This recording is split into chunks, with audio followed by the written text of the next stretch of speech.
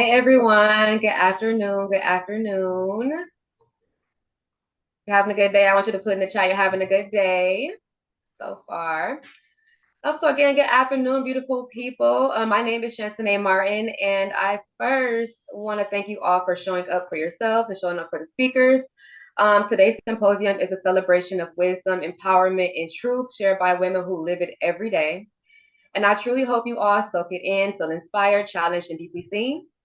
And with that being said, it's my absolute honor to introduce a phenomenal woman who not only brought this event together, but she continues to lead, serve, and pour into others, and she also mentors. So, with unwavering passion, Dr. Michelle D. Clark is a renowned transformational speaker. She's a bestseller and best-selling author and executive life coach, affectionately known as the Hope Dealer in the speaking industry. With nearly 25 years of experience and a remarkable educational background, including a bachelor's of psychology, a master's in social work, recognition with a PhD in entrepreneurship and business administration, a Biden Presidential Lifetime Achievement Award, Dr. Clark is dedicated to empowering high performing female breast cancer survivors. She has faced two strokes, a transient ischemic attack, also known as TIA, stage 2 breast cancer. Dr. Clark's resilience and positivity has propelled her forward. She founded Lift After Breast Cancer, a platform guiding survivors towards self rediscovery, self care, and community of sisterhood and survivorship. Through her annual event, Life After Breast Cancer, Celebration, Elevation, Transformation, Coaching, and rejuvenating vacations, Dr. Clark is redefining post-cancer living and empowering women to live inspired, free, and transformed lives after breast cancer. So without further ado, please help me welcome Dr. Michelle D. Clark. Give her some love, you all.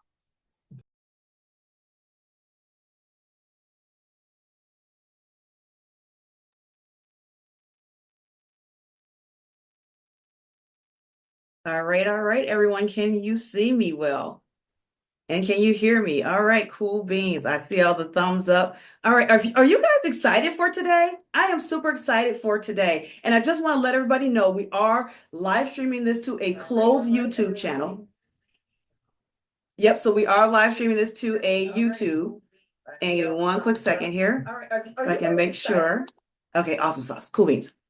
So I want everybody to know that we are live streaming to YouTube. However, it is a closed channel, so nobody will see it, right? So if you didn't get a ticket, you can't get in, right? So this is exclusively just for those who are in this Zoom room.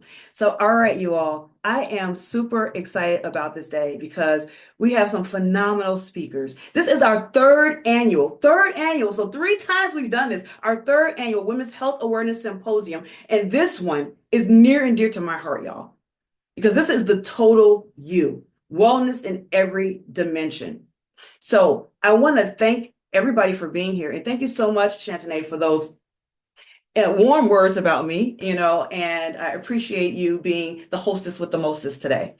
And so for you all being here today, it means so much to me, but I definitely know it's going to mean so much to you as well, because the speakers that we have here today are truly going to pour into each and every one of you. I should say each and every one of us, because everybody in this room, speaker to speaker, speaker to audience, hostesses to audience, it's just all the way around. We're all going to be blessed. It's going to be absolutely phenomenal. And so I just want to just briefly, I know you heard my bio, but just briefly a little bit about myself. So yes, my name is Dr. Michelle D. Clark. I am the CEO and founder of Lift After Breast Cancer. And Lift is an acronym. It stands for Living Inspire Free and Transform. And what we do is we empower breast cancer survivors to answer the question of what's next. So when I had my own personal journey with breast cancer, and it was very long, y'all, and actually I'm still kind of going through it. I was diagnosed back in 2015. And I had a mastectomy in 2016, unilateral on my left side. And then thereafter, it was just a lot of twists and turns and reconstructs and a mini stroke in between there, two strokes prior to that. So there's a lot of stuff going on, right? But what I found was after all the dust cleared, I finished with all of my, what we call active treatment. So I was no longer in active treatment. And it took me so long after active treatment with the reconstructions and just some of the emotional turmoil that I experienced as well. that when I finally got ready to what I call the fun side of having breast cancer, meaning that once you get done with all that, there's a lot of resources that say, okay, now you can go on retreats, now you can now you can party with us, now you can do this, that, and the third. Well, everything I kept reading, you guys, said that you had to either be only 1 year out or 3 years out or 5 years out. And I'm like, wait a minute now. I'm way more than all of that. So you mean to tell me I can't party now? So I said, okay, you know what? And then I was looking for like support groups and research. So I went to a couple of support groups. And what I found was that there was nobody in there that looked like me. Most of the people in the support groups were empty nesters. They already had grown kids, blown away out the nest, successful. They were retired. And so I'm like, well, that's not my story. Just to let you guys know, I was 39 when I was diagnosed. I was only 39 years old, and I was 38 when I had the two strokes. So a lot of health things that was going on for me. So when that happened, I was like, okay, so I don't see anybody who's kind of because at the time I was still in the thick of work, right? I was still at the height of my career, still serving the people in community mental health. And I was like, nobody's working. So I realized that it was if it's going to be, it's up to me. So if you can't see it, then you got to be it. And that's why I created Lift After Breast Cancer. And since then, oh, we've had so much fun. And I know some folks who are in the Zoom room here with me today, that there are some folks who got a chance to party with me, and some folks who's going to watch this on. I know some people are watching, going to watch this on hashtag replay. So this is a little secret for you guys. Um, this is being recorded so that way you all will get this special bonus prize of having access to this after the fact. So if there was something that you really wanted, and so right now you can really just kind of take it all in. You can take notes. I'm not going to stop anybody from taking notes, but you'll be able to take copious notes more when you get the replay. So I'm giving you guys, it's supposed to be a surprise, but I want to let you know this because sometimes I may reference the hashtag replay audience, right? Because some folks bought tickets and they were like, you know what, I got this going on, that going on. Couldn't make it today, but I'd love to see it and I'd love to support you. And so I said, you know what, how about we go ahead and make this accessible after the fact? So super excited about that. So here's the deal. The speakers that are coming today are phenomenal because I handpicked each and every one of them because of the journey that I went through. So some of the people in this room were able to party with me when we had our first and second annual Lift After Breast Cancer brunch for survivors and supporters. And that one is a hybrid event where it's in person and it is also virtual because we don't want anyone to not be able to play just because they can't come to Michigan, right? And so that was the event we did. We did our first annual breast cancer awareness symposium. We've done other events in between. Like here, we've done the third annual. We've done different speaking engagements. We do walks. So we've had a lot of fun, a lot of fun. We were in the the American Cancer Society's Making Stride Against Breast Cancer. I was a portrait of hope. And with Lift After Breast Cancer, we had our own team. We'll be racing this year in the Susan G. Komen. So it's just been really a blast living in my purpose. During my journey, I had something that I call the snatch surgery. So I had a bunch of surgeries, y'all. But this last surgery that was going to be in 2023, that was the surgery of all surgery. That was going to be the one that put me back together again in the reconstruct area. And I got to the hospital, cap and gown on, ready to go. And guess what? They said, okay, all we have to do is we're going to wheel you to the back as soon as we do a COVID test, and then we'll get started. I think you guys know where the story is heading. So, yeah, they told me I had COVID and I had to leave. I told them I had a false positive in the past. If they could retest me, they would not. That's fine. I left. I wasn't fine then. I was far from fine. I was distraught, devastated even. And come to find out, it actually was a false positive. I took multiple tests, including one at the health department. I called them back, let them know, and they rescheduled me. Unfortunately, 10 days before the rescheduled surgery, I actually did end up catching COVID. So we had to delay it. I know, right, Lakeisha? Lakeisha's like, what? I know, right? Like, what? Yes, I caught COVID. So they had to reschedule again. I say third time's a charm. Three is my number. So guess what? Third time was a charm. So 5 months later, I finally got that surgery. But in the midst of that, in those 5 months, y'all, I was an emotional roller coaster. Oh my goodness. I was on that ride and I didn't know how to get off. And I had to do some soul searching. Of course, I talked to my therapist. Yes, y'all, I was a therapist and I had a therapist. And I'm a life coach and I have a life coach. I'm an executive coach. I have an executive coach. Listen, if you have somebody in your life who's calling themselves coaching you and they don't have a coach, run. If you're doing any kind of mental wellness with a therapist or counselor or whomever and they don't have one, run. That's a free tidbit for everybody, right? So yes, I met with my oncology social worker. I met with my pastor. I talked to my mama. Right? So I talked to everybody, and I talked to God. And then finally, I said, "Why couldn't I have my surgery?" And what I heard was because then you would have known it was me, and that made me pause in my pain and pull out my purpose and my passion. That was working with breast cancer survivors. So see, things happen to us, not just to us, but for us, so it can go through us. So now we can reach back and help somebody else. Because if I didn't go through that journey, who's to say the lift after breast cancer would be? And if that wasn't the case, who's to say that I would have met all of you beautiful people here today? So that's why I'm super excited for each and every one of y'all to be here. And why I'm ecstatic and stoked for all the speakers that I have, because I met them along the way of my journey. And now I want to give it to you. Oh, thank you so much, Deb. She says, you would have known it was me. That's powerful. And it stopped me in my tracks. Because what I heard was not, then you wouldn't have known it was God. No, what I heard was, then you would have known it was me. And God is my God, y'all. Just I mentioned that. So that's my light. I'm not saying everybody has to have that, but that's my shining light. That's my source. And so, yes, whatever it is that you guys learn here today, if you're thinking to yourself, you know what, I've been wanting to do, or I've been thinking about, whatever that blank is, fill in that blank right now on your pen and paper. So I call it getting to the gap. Grab a pen and paper, get into the gap, or some folks do the typing notes. But really think to yourself, what am I holding back on I've been wanting to do for years, or since last year, or since yesterday, and I haven't moved on it yet? What is that?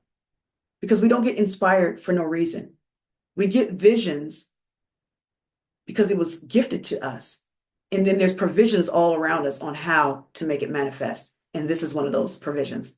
You all being here today. So, all right, without further ado, I do want to bring up our speakers because, again, we have some fire coming down the pipeline. Matter of fact, I want to know that you all are ready for this fire. So, if you all are ready for this fire, put some flames in the chat right now. And I need to at least get two or three flames. And then on the hashtag replay, you guys can go ahead and email me at info@MichelleDClark and email me some flames back, right? And that's Michele, one L. You don't need two L's and one does the same. So that's info@MichelleDClark. So please go ahead. Oh, I see the flames coming in. Yes. I see a lot of flames. Awesome. That's what I'm talking about. Okay, cool beans. So what we are going to do is we're going to go ahead and bring down our first speaker. So give me 1 second here. And all right, cool beans. So our first speaker here, we have, I'm super excited. This young lady, I met her through a friend, and I know she's about to bring the fire because the friend that I met, the friend that I have rather, and who I met her through, she's fire. And then I got a chance to meet this young lady when we met virtually. And she is absolutely amazing, down to earth. She also has a podcast, but I'm not going to tell you any more about that. Let me go ahead and introduce her formally. So this young lady that I am bragging on is Dr. Tashima Fair. Yes, y'all. Dr. Tashima Fair is a health, wellness, and mindset coach. She is the founder and CEO of Lady Doc Nutrition and specializes in empowering women over 45 to live healthy and walk in purpose. How many people in here over 45? You don't have to raise your hand if you don't want to out yourself. You can just do like this little wink. That's fine. You can private chat me. That's me. And if you're bold enough like I am, listen, I'm over 45, y'all. So this talk is for us, right? So, all right. And even if you're not over 45, I'm sure you're going to gain a lot from this as well. So she specializes with women over 45 to live healthy and walk in their purpose. She also specializes in personalized corporate wellness for financial companies. She helps finance companies avoid decreased profit due to absenteeism, low productivity, and increased turnover through a personalized corporate wellness program. She is a board certified OBGYN, a retired Army colonel. Thank you for your service. And she is the author of a collaborative book called Journey to Success and Rise and Reign. So, you all, without further ado, it is my pleasure and privilege to bring down to the virtual stage Dr. Tashima Fair. Come on down, Dr. Fair. Let's get you down here. All right, What's going take it away. on? What's going on, ladies? I'm super excited for today. I've been anticipating this day. So let's get right into it. I always say that an ounce of prevention is a pound of cure. And I'm sure you've heard that statement. Well, what does it mean? That means if you can prevent something before it happens, then it's much better than noticing it happens, getting treated, and then being cured from whatever disease. So we want to always be on the side of prevention. Well, prevention and screening go hand in hand like this because if we don't know what we are preventing or we don't know what the disease process is, then how can we prevent it, right? So we're going to talk about screening in terms of women's health, what women should be screened for, and how do we prevent certain things that can take place during our journey uh, as we age. So the first thing I'm going to talk about is STDs, right? STIs. These STI screening should start when you are sexually active. So whatever age that is for you, I know you, but like even if you have daughters and granddaughters, STI screening should start when you are sexually active. And what should you be screening for? Number one, HIV, hepatitis B, chlamydia, gonorrhea, syphilis. Those are the big five. Now there are other STIs, but those are the big five that we screen for. HSV is another one, which is herpes. That's another one that we screen for. So how do we prevent it? Well, abstinence is the number one way to prevent sexually transmitted diseases. I am a realist, but I know abstinence works. Although I'm a realist, so I would say you need to practice safer sex. Condoms and spermicide, those are not safe sex. They're safer sex. So you should be practicing those things. Other things you can do, again, abstinence is the number one. 100% will prevent any sexually transmitted diseases. So that's STIs. Pap smears. Why do we screen? Why do we do pap smear? Well, we're screening for cervical cancer. If you know, cervical cancer is not as prevalent here in the United States as it is in other countries because we screen for it. Starts at age 21. No matter if you're abstinent, like you've never had sex, or you are sexually active, pap smear screening starts at age 21. You go every 3 years until age 30. Okay, so as long as the pap smear is normal, you can go every 3 years. Now, let me say this because I always get this question. The pap smear is just a test. It does not replace your GYN annual exam. So GYN exam is every year. And what does that include? Well, not only am I listening to your heart, your lungs, I'm also doing a breast exam and a pelvic exam. So that is every year. And then the pap smear, which is just a swab, I know we hate that, but it's very important that we do it. That is every 3 years until you reach age 30. At age 30, we do a pap smear and an HPV test. And as long as that is normal, you can go every 5 years. Again, does not replace your annual GYN exam, which you need to do every year. Now you could do that until age 65. So at age 65 or actually age 66, you don't have to have any more pap smears. Or if any time in that age group you have a hysterectomy, and say you have your uterus out, your cervix out, but your pap smears have been normal, you no longer need a pap smear. Let's say you're 45, you've had a full hysterectomy, you no longer need a pap smear, right? But you still need a GYN exam. And I saw that question in the chat. You still need a GYN exam, okay? And you should be getting that. Other things that we screen for that are very important because heart disease, despite screening for cancer, heart disease is the number one killer of men and women. So we start that screening very early on, and we can start that at age 20.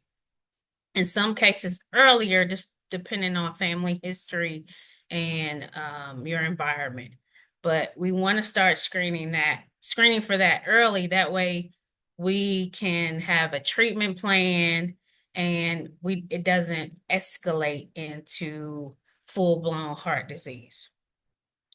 Other things that we start screening for diabetes and thyroid disease at age 35. Why? And diabetes is becoming way more prevalent, especially in our younger population. However, these disease processes can be prevented. They can be prevented when we eat right, we're eating the right things, and we're exercising and we're moving our body. So obesity is one of those things we can prevent. The other thing that we can prevent is smoking. So smoking is tied to every cancer process, every disease process that you can name, cancer or smoking is tied to them. So if we prevent or don't smoke, I'm talking cigarettes, any kind of tobacco, chewing tobacco, cigarettes, any of that, you can prevent a lot of these other things. If we prevent obesity or cure obesity, right? Meaning you've lost the weight and you're at a normal body weight, you can prevent a lot of these other disease processes. Okay, so diabetes, thyroid disease, all that, we do that at 35, simple blood test to make sure that you're not diabetic. Sometimes you have to do it even before if you have a strong family history of diabetes and like hypertension or high blood pressure. But normally it's age 35. Mammograms. So I know that's everybody's favorite word. Mammograms start at age 40. Yeah, mammograms. Age 40. Now, this is why it's important to have that annual exam.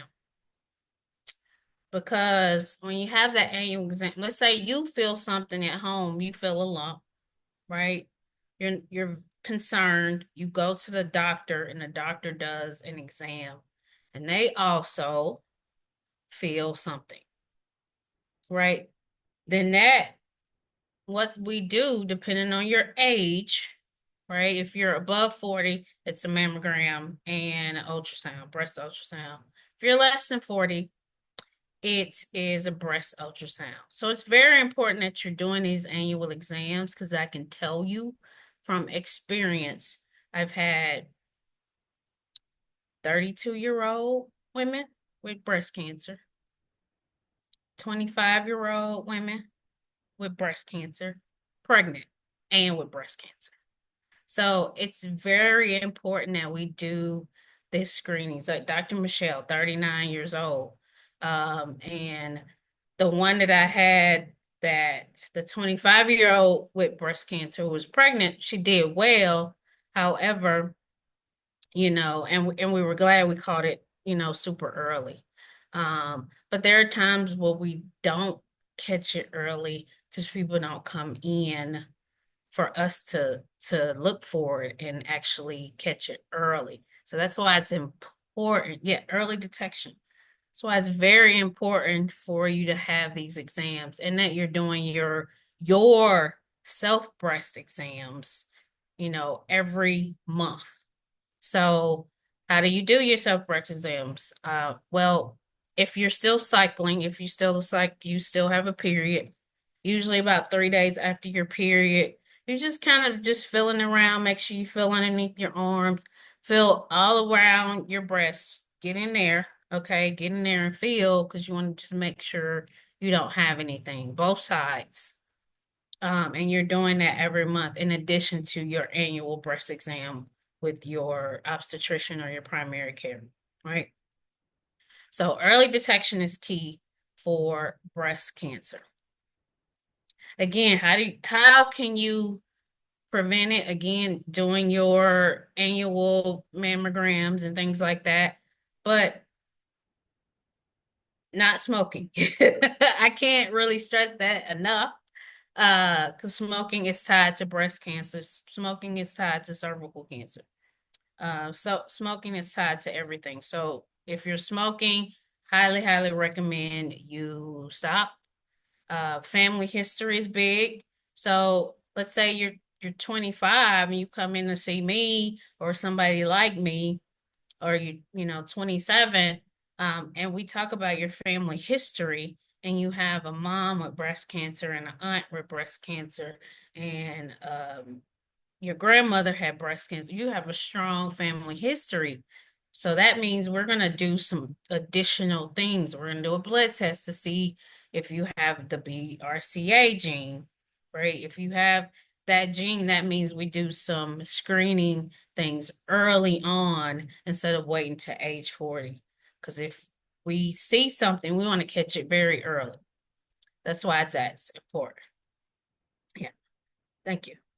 So diet, obesity. Obesity is tied to everything that I'm talking about today. So it's very important that we eat great nutrition, and we're moving our bodies, right?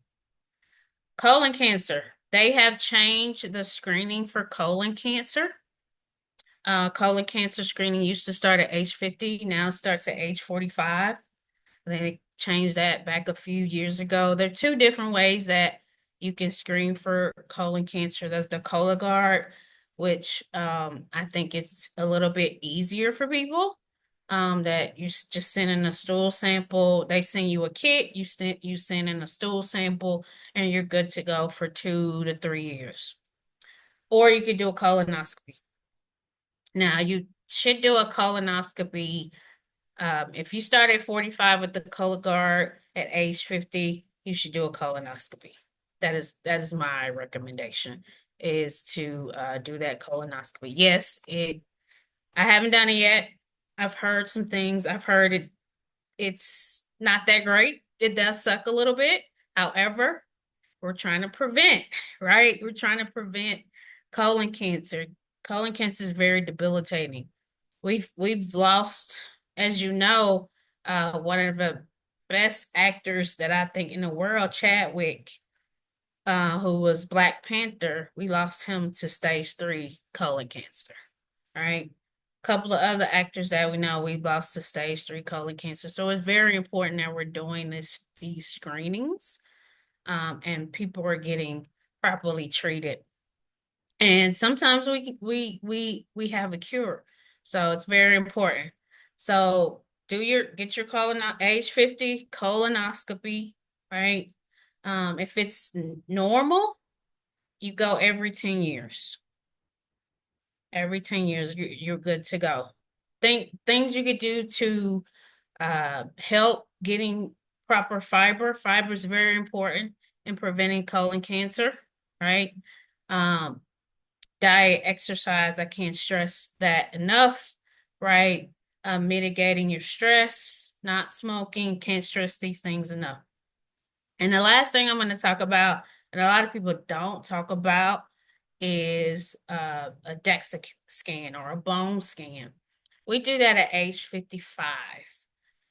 Most of the times after your menopausal age, but it's very important that we're screening for osteoporosis. Now you don't hear that a lot, right? Because in African American community, osteoporosis is not very prevalent. More so in the Caucasian community, they have more of that, but we still can get osteoporosis. And the reason why is because we don't have the estrogen, as much estrogen. Estrogen is great for bone health. And once you're menopausal, you don't have as much estrogen, so you can get your bones can kind of thin. All right. So, but it's very important we get screened for this. How can we prevent it? Calcium, vitamin D, getting your sunlight, going for that walk. Yeah. So going for that walk, the test is very important. And once you've done it, I believe it's every 10 years that you have to do it again. So once you've done it once, you're good and it's normal, you're good to go every 10 years. So sunlight, vitamin D, calcium, sunlight. So, and I leave with this, like, if we can't prevent everything. I'm going to say that as a physician. My name is, I always say, I'm a doctor, but my name is not Jehovah. I'm not the great physician. Okay. I can't prevent everything. And it's very important that you become an advocate for your own health. Right. So when you go to the doctor, you want to be cautious about asking for what you think you need. And that's why we have these talks to say, hey, I need this or I need that. So, but I want you guys to learn and understand that if you could prevent it, it's much better than having to get treatment for it. That's all I have. Thank you guys.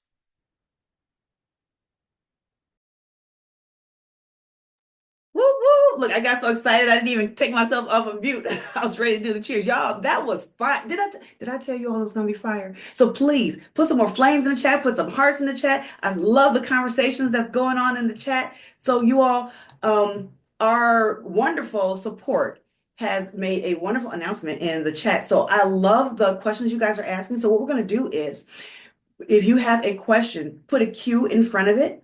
And then what we'll do is before the break, so we're going to have one more speaker, and then we can take some Q&A for the speakers that you've already heard. So put your questions in the chat. So you don't have to wait until the end because it's like, oh, what was I even going to ask? Right? So make sure you can put them in live, but the speaker will address it when we get done. So when we get done with the first half, so we'll have another speaker, and then we're going to actually take a quick break.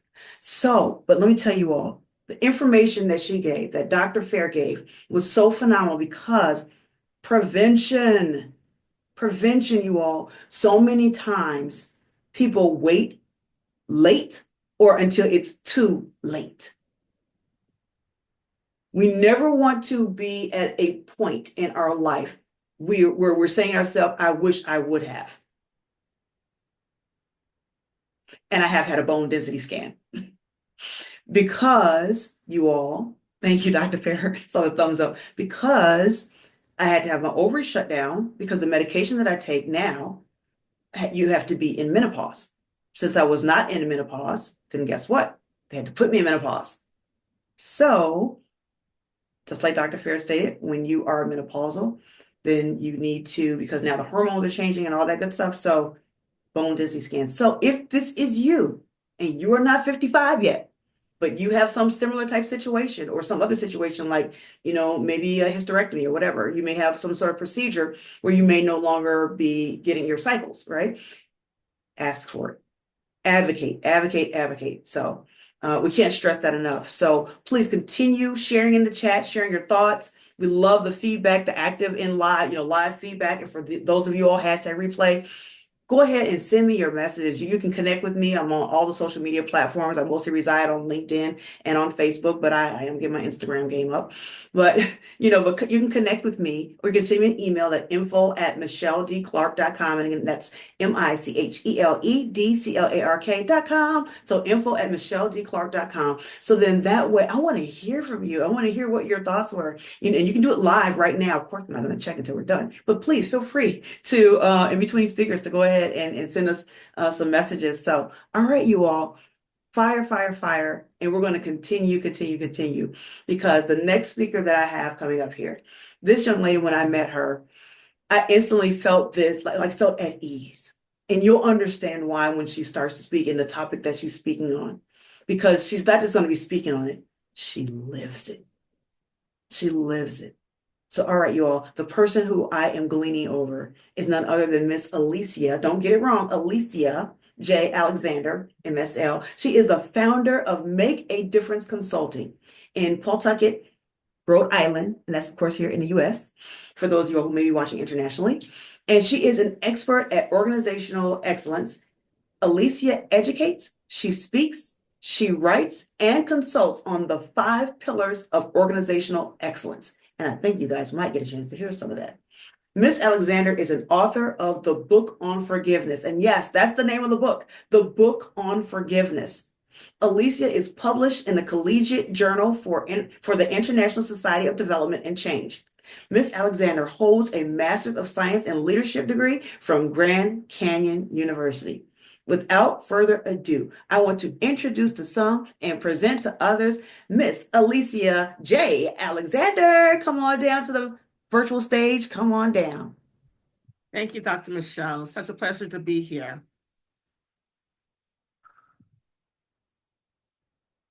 I am happy, I am healthy, I am wise, and I am free. I am a money magnet. I am generous, I am caring, I am loved, and I am loving. I am empowered to prosper, and I am blessed. The affirmations you just heard are who I am.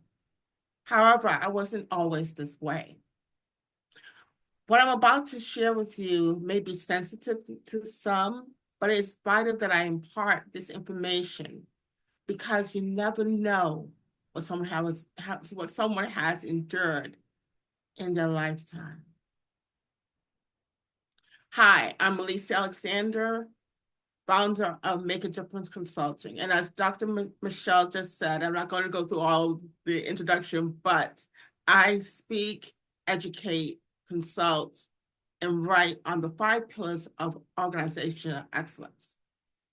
The 5 pillars are neuroleadership, neuromanagement, authentic appreciation, workplace forgiveness, and organizational trust. Together, these pillars establish a sustainable, award-winning work culture.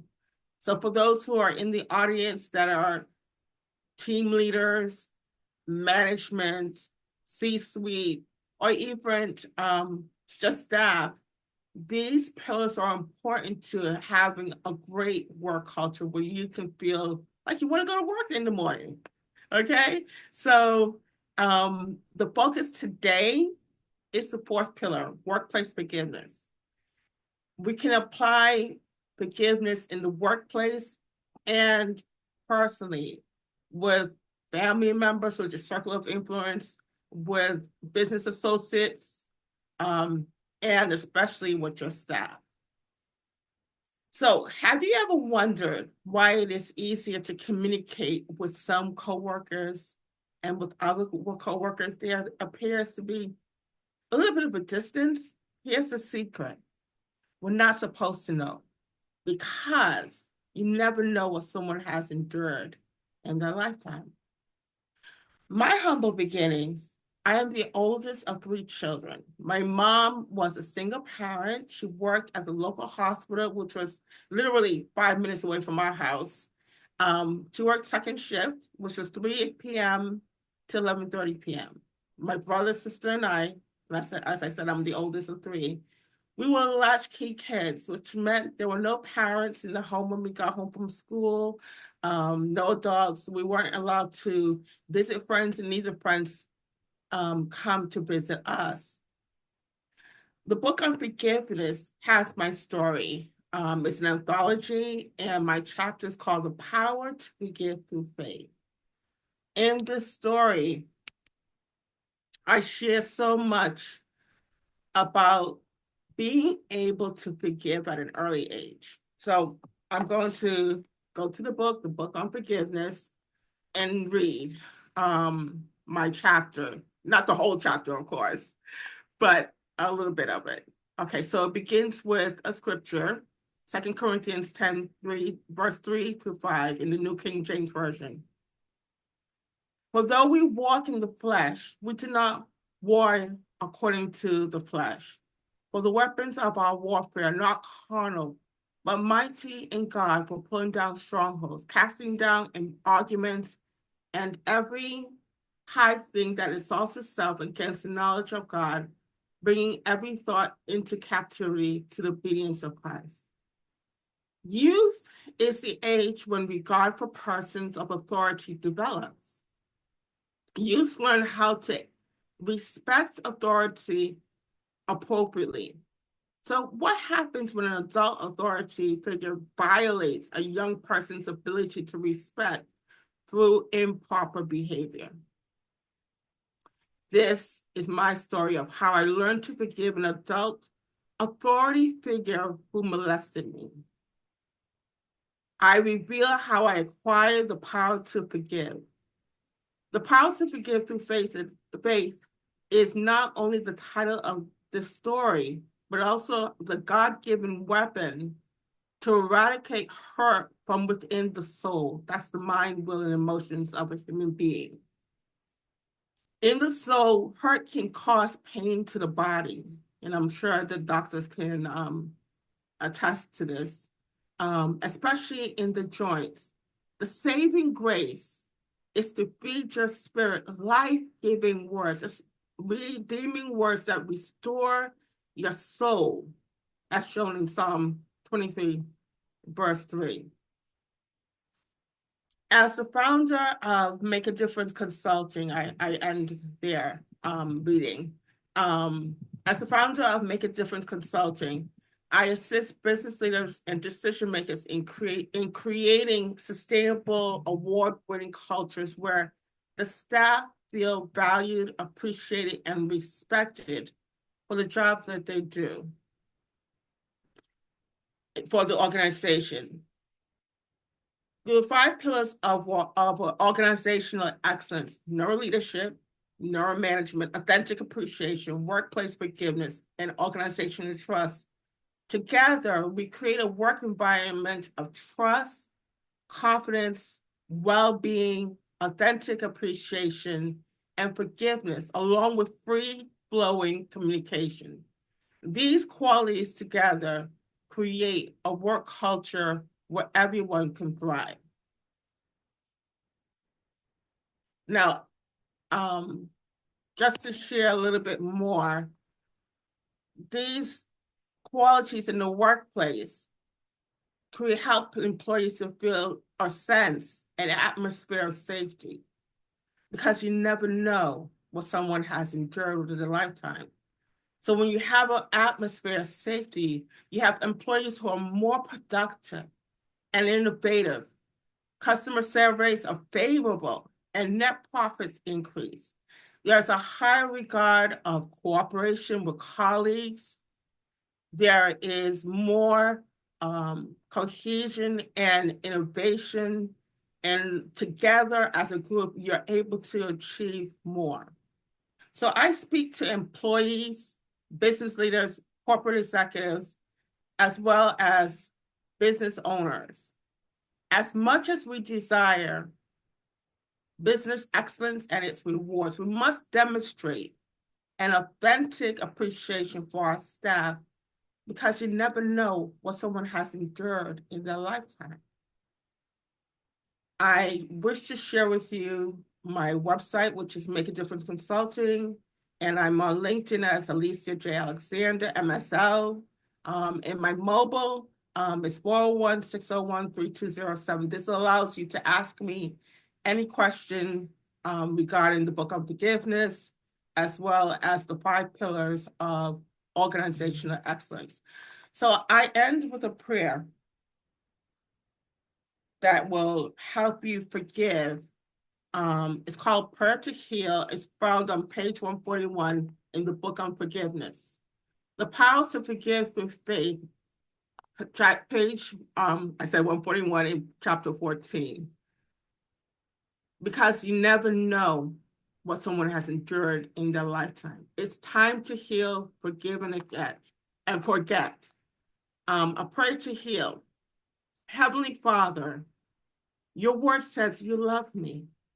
At this moment, I choose to believe this truth. I believe in my heart and I confess with my mouth. I believe, God, you love me and you do not want me to hurt anymore or experience pain any longer. I hand you every pain now. Thank you that you heal me and remove everything that is not love far from me. I renounce every evil thought and action I have allowed to consume me due to the pain and hurt. I accept your love and ask you to minister truth to me now. In the name of Jesus, amen. And this is, again, in the book on forgiveness. So I thank you for listening, and it's time to heal and, again, forgive and forget. Thank you. Elise Alexander. All right. Thank you so much, Miss Alicia J. Alexander. We really appreciate that. So now you all understand why that calmness, right? Because forgiveness is so important. What we sometimes don't realize is that when we have not forgiven, not just forgiven someone, sometimes we have to forgive ourselves. So when we hold on to things and not forgive, some people say forgive and forget. I'm still working on the forget part. Listen, this is transparency here, y'all, right? So, but forgiving is not for the other person, it's for ourselves. So even when we forgive someone else, we're still doing it for ourselves. When we forgive ourselves, we're doing it for ourselves, right? So this is self-care at its basics, right?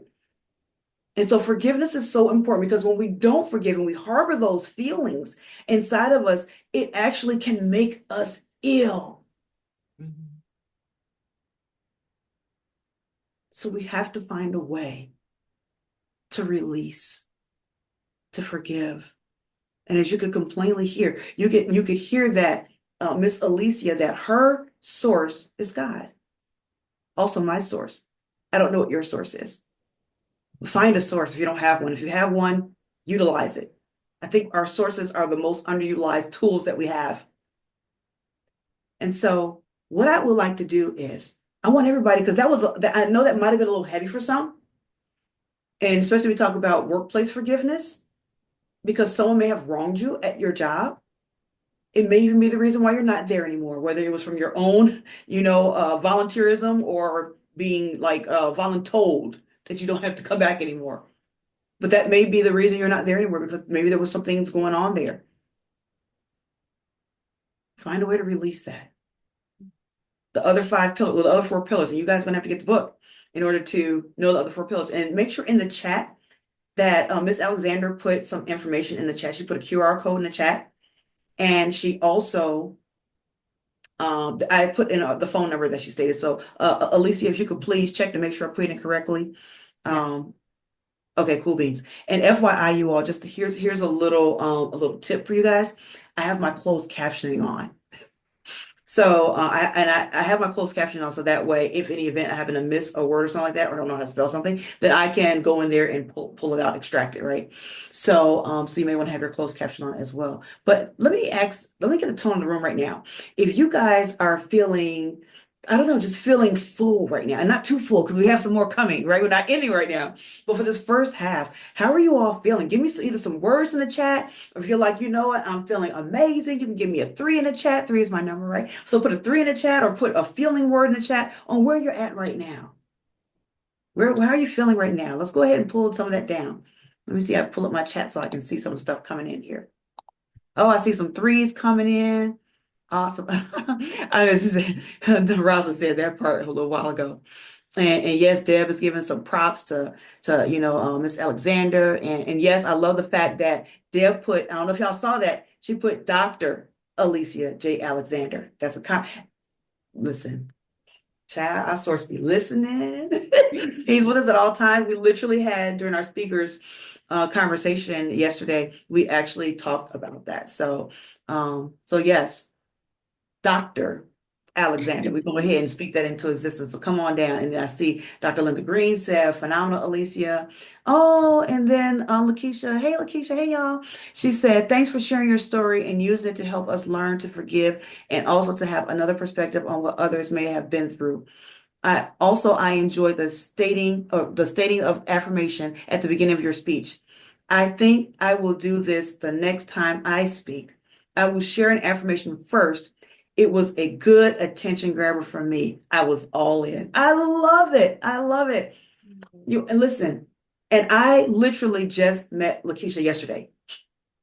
I met her yesterday at the NEA conference, and she was absolutely phenomenal. Like right off the bat, we just gelled and felt like we knew each other for years. And so thank you so much for taking the time out of your day and pouring into yourself. Because guess what? If you weren't here, you wouldn't have heard that.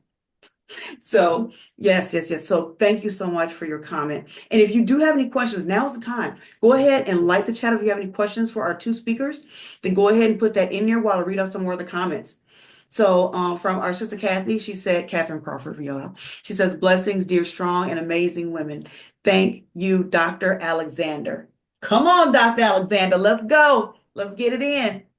So yes, and some more threes coming in. Tina said that was powerful. I see Dr. Katrina Hall Smith says empowered. And Alicia herself is peaceful. Yes, because listen, when we speak to others, we're speaking to ourselves too. So yes, peaceful. And Rosalind said, amazing to be here. Rosalind's one of my pink sisters. Amazing to be here. And we're glad that you came. You know, Dr. Fair said, awesome. And Lakeisha put in a comment, also great. Oh, yay. And Catherine said, best place to be right now. Our source is amazing. And you're going to get an amen, hallelujah out of me on that one, right? So absolutely. Then another three in the chat. So you all, I'm so glad that you all are enjoying this and finding value in this. And the speakers are pouring their hearts out and pouring into each and every one of us. So for those of you all on hashtag replay, I would love to hear your comments as well. And I'm sure that you're feeling just as moved and touched and empowered and peaceful as we are right now. So what we're going to do, y'all, is we're going to, if you have any questions, you can go ahead and still put them in the chat. We're going to take a quick break for station identification and your hydration and maybe bio station, who knows? But go ahead, we're going to take it's going to be a 5-minute break. So go ahead and refill your coffee or your water. Please stay hydrated, or do something else. Maybe you had a phone call come in and I know you had it off because you want to be fully invested in here. So do whatever you do in those 5 minutes and we'll see you back here shortly. And you can go ahead and put your questions in the chat now. And when we come back, if you have any questions, then we'll go ahead and address those to the speakers. And the questions are to the speakers. Right. So if you have any questions for Dr. Fair, or if you have any questions for Dr. Alexander, yep, I'm calling you that now. It's written 3 people, right? Third time, it's confirmed. So hey, so yes. So Dr. Alexander. So if you have any questions for those 2 speakers, please go ahead and put it in the chat, and then we'll be back. So give me 1 second while I pull this up, and then we'll be back.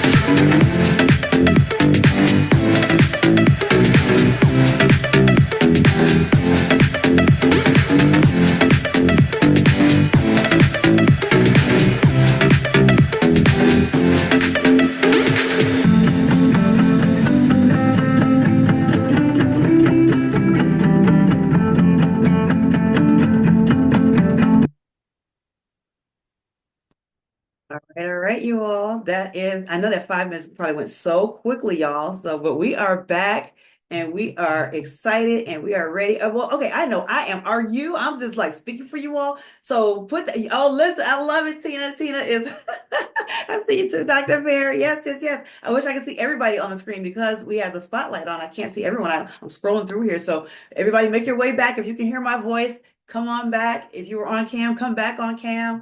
If you weren't on cam, please come on cam if you can. We love to see your beautiful faces. So yes, I love it. Oh, yes, yes, yes.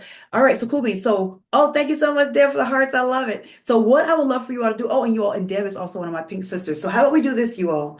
So, I know, right? Hey, hey, what's up? So, put in the chat, first of all, where you watching from? Let's get a poll here. So I want to know where are you watching from, and then put one word in there on. I guess you can put like how you're feeling or what your expectation is, but just put in there. Oh, how about this? Why you decided to come? Why you decided to come? So go ahead and put where you're from and why you decided to come. I know, like rhymes, right? So where you're from and why you decided to come. So go ahead and put that in the chat. And of course, for those of you all on hashtag replay, make sure you can send it to me at info@michelledclark.com. And again, that's info@MICHELEDCLARK.com. You don't need two L's in Michelle when one does the same. So yeah, so make sure to go ahead and let us know where you're watching from, like city, state, country, and what brought you here? Like why?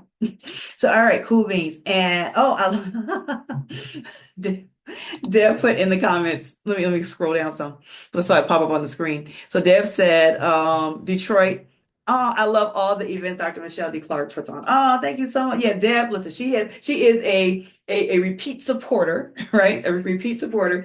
She came to my brunch. She's come to another event I had, well, Empower Hour event that I had. She also was here, and we did a race together. We did the Making Strides Against Breast Cancer. So listen, we are sisters from another mister for sure, right? So if you want that type of loving community, then hit me up because we do have a community. So if you're looking for someone and you say, you know what, I wanna be a sister in survivorship, if you are a survivor, or you know what, I'm a supporter. I want to be there too. So I know Taishita, she's also, supporters. All the ladies on here. Okay, play this. If you have come to any of my events, I know I'm asking you to put a lot in the chat, but if you have come to one of my events before, put in there,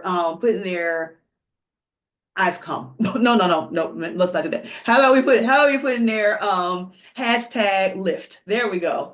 Hashtag lift. So if you have gone to any lift event before, put in hashtag lift. All right, cool beans. And so next let's come down here. So we have Dr. Natalie said, come to support Dr. Michelle. So inspirational. Thank you. Thank you. Rosalind said Detroit.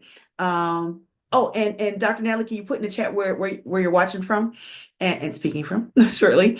Rosalind said Detroit. I decided to come because of you, Dr. Michelle. I love you. And I love connecting and building relationships that are positive. Oh, God bless you. In a minute, I might have to have Shantane read these so I can go get. I get so emotional, you guys, and I'm not going to apologize for it because I'm human and I love people. So in a minute, I might have her read this because I don't want to. I don't want to cry my lashes off, y'all. So, so keeping it real, right? Listen, if this is not the place to be real, I don't know where it is. We provide and curate a space for people to just be themselves, right? So you can, let your hair down or take it off, whatever you want to do and just be you, right? So, all right. So let's see. Okay. So Shantane said Michigan to get empowered, gain some wisdom. Dr. Linda from Brooklyn, New York said, I knew that I would learn something if my sister was organizing the event. Amen. Thank you, sis. And then Dr. Tashima is watching in from and speaking in from Knoxville, Tennessee. So, all right, cool beans. All right. And then Lakeisha says, I am Lakeisha Conley. Oh, yeah, she is the mommy guru, y'all, from Sterling Heights, Michigan. Listen, she is absolutely amazing. I can't wait for us to have an event where you guys can really get networking and socializing. And just a quick heads up, we're looking to do it in June. So be on the lookout for that, right? We're going to just have some socials happening. So, all right. And she said, what brought her here? She said, Dr. Michelle, she invited me yesterday and told me about what to expect. And I believed her. And so far, expectations have been met. Thanks. Yeah, you are so welcome. Listen, I knew the powerhouse speakers I was having on here. So I know that whoever attends is going to be blessed. Whoever's watching is going to be blessed. So, all right, cool beans. Let's go ahead. Okay, Dr. Katrina Hall says, I am here to support my inspirational sisters. Yes, yes, yes. And she's also watching in from Knoxville, Tennessee. And Chantanay is this is her first Lift event, y'all. This is her first event. If this is your first event, please put some hearts and flames or something in the chat for Chantanay. This is her first Lift event. And so please go ahead and show her some love in the chat. So we definitely want her to be a repeat supporter. So I love my repeat supporters. It's a give take, right? Meaning that we pour into each other. So when I see someone lifted, I feel lifted, right? That's why I created the lift after breast cancer, right? Lift, live, inspire, free, and transform. All right, you all. So let's go ahead. If there's any questions, then go ahead and you can still put them in the chat for the first two speakers. We're going to go ahead now and bring up our next speaker. Give me 1 second here. Will I get this going here? All right, so we're going to bring up our next speaker. And for our next speaker, you guys, let me tell you something. I don't know if you've had any kind of devastation where it may have impacted your pocketbook. And being a survivor, I can tell you emphatically, yes, it has happened to me and more than once, because I'm a survivor of 2 strokes, a mini stroke, and stage 2 breast cancer. So, and divorce, right? So the thing is, shifts and changes happen, right? And our money might be funny, credit might not get it. Or you may be like, you know what? I'm at the pinnacle of my game. I'm producing high 6 figures or 7 figures or 8 figures. And that's real. But guess what? One hospital visit could be 7 figures. I just got a bill the other day, y'all, being very transparent. That was 5 figures from the hospital for my most recent surgery. And we're not talking low 5 figures either, y'all. So it's real. It can happen. It can devastate families and bankrupt families. So if you're saying to yourself, you know what? I'm looking to level up because I'm already leveled, but I want to level up because I want to do more things. I want to be able to impact more people. So it's not always just about making more money. It's about, of course, saving or keeping more money and then being able to utilize that to impact others. So if you're saying to yourself, I want to level up and I want to live, while I'm alive, and then I want to leave a legacy when I leave and not just debt and folks doing a GoFundMe and all that kind of crazy stuff that's happening nowadays, right? But I really want to leave a legacy. Then this young lady, whatever you are doing, you want to stop, pause, put it down, tell the kids to go into another room, put the dog outside if weather permits, and grab your pen and paper because this young lady is going to help you to 10x whatever it is that you have coming in and help you to keep more of it. So this young lady I'm talking about, I'm super excited. This young lady, her name is Miss Tina Williams. Miss Tina Williams has led an impressive career as a banker and business owner. She has dedicated over 24 years working in the financial service industry to servicing underrepresented entrepreneurs all over the U.S. She has helped countless small and startup business founders get their first business loan and hire their first employees. She has been featured on blackbusiness.com, Black Enterprise, and other noteworthy publications. Serving as the founder of QT Business Solutions, Ms. Tina Williams plays a major role in helping underserved, minority, veteran, and women business owners gain access to capital. Did y'all hear that? Gain access to capital. In her role, she has helped QT Business Solutions become an approved technical assistance provider for the Motor City Match program here in Detroit, become a TA provider for TechTown here in Detroit, and has partnered with many community banks, CDFIs, and micro lenders. Tina Williams is committed to changing outcomes in her community, one small business at a time.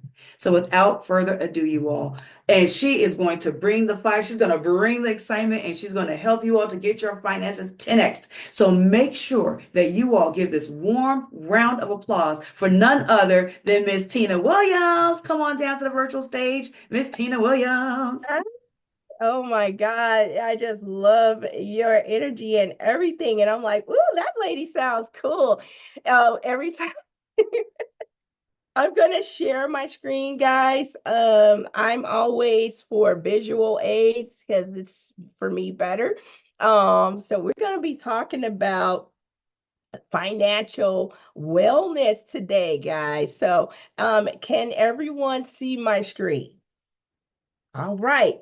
All right. So we're going to be talking about that. So she already mentioned a little bit about me, a founder of QT Business Solutions. I also have a financial agency with over 30 licensed financial professionals on it.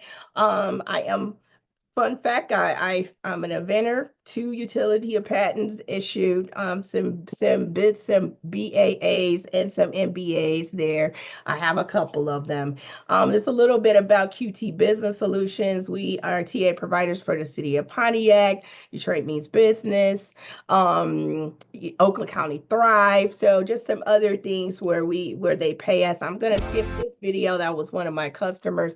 But one of my favorite things is to be in grand opening photos. And I want to play, where's Tina in the grand opening photos? One of my personal missions is to be in the grand opening photos for 1,000 businesses where you took it from, your dream and then now it's a reality. So that's what we do. We actually put our business plan together. Take you, and then we take you to the lender. We get you some money, and then you're opening up your dream business. So that's what I want to do. I want to be in 1,000 of those. But today we're going to be talking about financial wellness, and we're going to be talking about financial freedom. Guys, I like to try to, to get you to imagine what financial freedom is. And a lot of times people don't realize that financial freedom is closer than you think, right? We have a formula that can show you. A lot of times people think, hey, you need $5 million to be financially free. You need $10 million to be financially free. Well, guys, when we're defining that financial freedom, it is in the words of Tony Robbins, it is what you need in your account for your money to pay your basic bills, right? So you have to learn, what that number is. And a lot, let's say your bills are, you got $2,000 for a mortgage, you got, your health insurance, your life insurance, all of those bills. Okay, you might come up to $4,000 or $5,000 a month.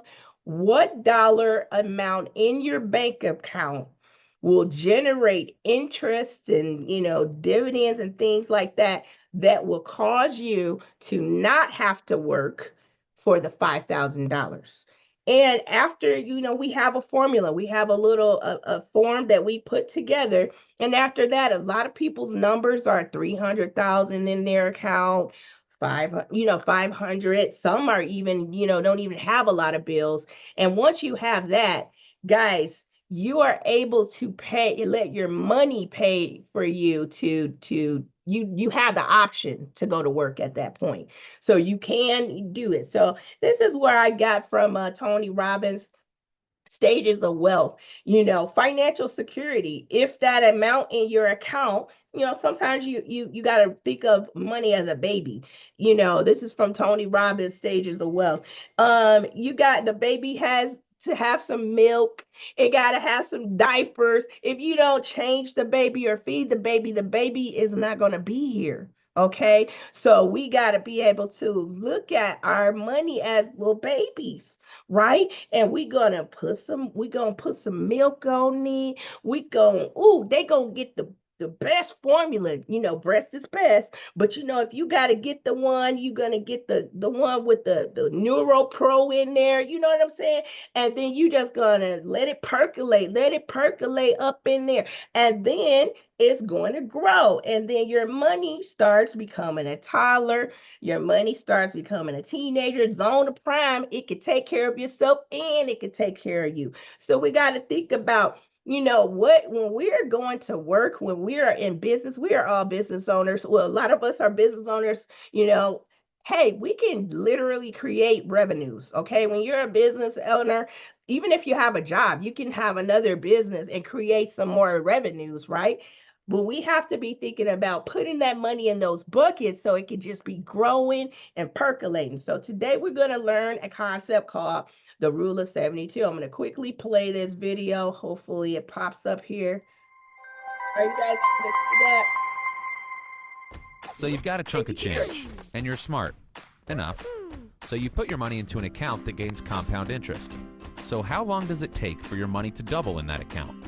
Well, to find this out, you need two things: your balance and your interest rate. Now, like most things, there's an easy way to find your answer and a hard way. The hard way involves taking the logarithm base 10 of 2, 2 as in 2 times our balance, over the logarithm base 10 of 1 plus our interest rate. Since most of us don't have bionic brains, we can't really do this math in our heads. But our friend Larry is here, and he's going to give it his best shot. We'll get back to him later. Luckily, there's a simple way to approximate how long it takes for your money to double in a compound interest account. It's called the Rule of 72. How does it work? It's surprisingly simple. All you do is take the number 72 and divide it by your interest rate. That's it. It's that easy. The number you get equals the number of years it's going to take to double your money. So let's try it out. Say you have $5,000 in your account earning 4% interest. Now take that magical number 72, take your interest rate of 4%, pull out your phone, text your second grade cousin and ask him how many times 4 goes into 72. He's a bright kid, so he'll tell you the answer is 18. And you'll tell him that he just helped you learn that it will take 18 years for your initial $5,000 to double into $10,000. Let's check in on Larry. That's very nice, Larry. Luckily, with the Rule of 72, there's no need to ever use the hard way. Using the Rule of 72, we can easily see how small changes in interest rate can make a huge difference in our earning potential. A 29-year-old earning 4% compounding interest can expect his account to double twice by the time he's 65. At 8%, it doubles 4 times. At 12%, it doubles 8 times. So by doubling your interest rate from 4% to 8%, you actually quadruple your money. And by tripling your rate from 4% to 12%, you 16-tuple your money. Is that a word? It is now. Interest rates matter.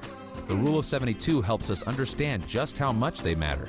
So how many doubling periods does your nest egg have before you retire? Now you know the easy way to find out. All right, guys. So I'm actually going to quickly share with you one of my buckets. Because I believe that when you are we want to live while we're alive, and then hey, once we are gone, we leave a legacy while we're gone. So guys, I'm going to share with you one of my bucket accounts. I bucket everything. This is my liquid fund account. I put money in here. I take money out, but I got a bunch of buckets, guys. I want my grandbabies to have 100K on their 18th birthday. I want to have a trip to Dubai. Somebody had me put an all black Rolls Royce on there, a 6-pack tummy tuck bucket. But guys, I'm going to share with you some of my zeroed out buckets that I am super proud of. So this is one of my zeroed out buckets that I'm super proud of. And it's about, number one, bucketing everything. Don't put your emergency bucket in with your fund bucket, because then you're not going to ever have any emergency money, right? So here's a bucket that has 0 money in it because I used it. But guys, I was saving for an event starting June 3rd, right? Of 2020. You can see here, I closed this account out. Let me see when this was. I closed this account out. Let's see what that date was. I can't. Is it at the top there? May 21st of 2022. But while I was investing in, $250 every 2 weeks, $250 every 2 weeks. I'm a business owner and I get big commissions sometimes. So sometimes I'm able to put a little bit more in a bucket, right? But the consistency is key, right? So over a 2-year period, because I knew this event was about to happen, I was able to put some money in there. But guys, while I put my money in there, you could see it was growing. Look at some of the rates I was getting. Well, I didn't care if it was going up or down, because this account was for a specific purpose. You can see though, while it was in there, it did earn an average rate of return of 20%. And guys, I'm going to go right back to my slide and I'm going to show you what I use the money for, because guys, we want to live while we're alive and we're going to leave a legacy while we're gone. And I'm going to show you some things to do. So guys, are you able to hear that? You can't hear it that good? Okay, let's see. Let me pop and try to share it a little bit better. Whoops, it's sharing with sound optimized for video sharing. Oh, well. All right. Well, I'm just gonna share with you. If it's not showing, it'll be all right. If you can hear it, just try to listen.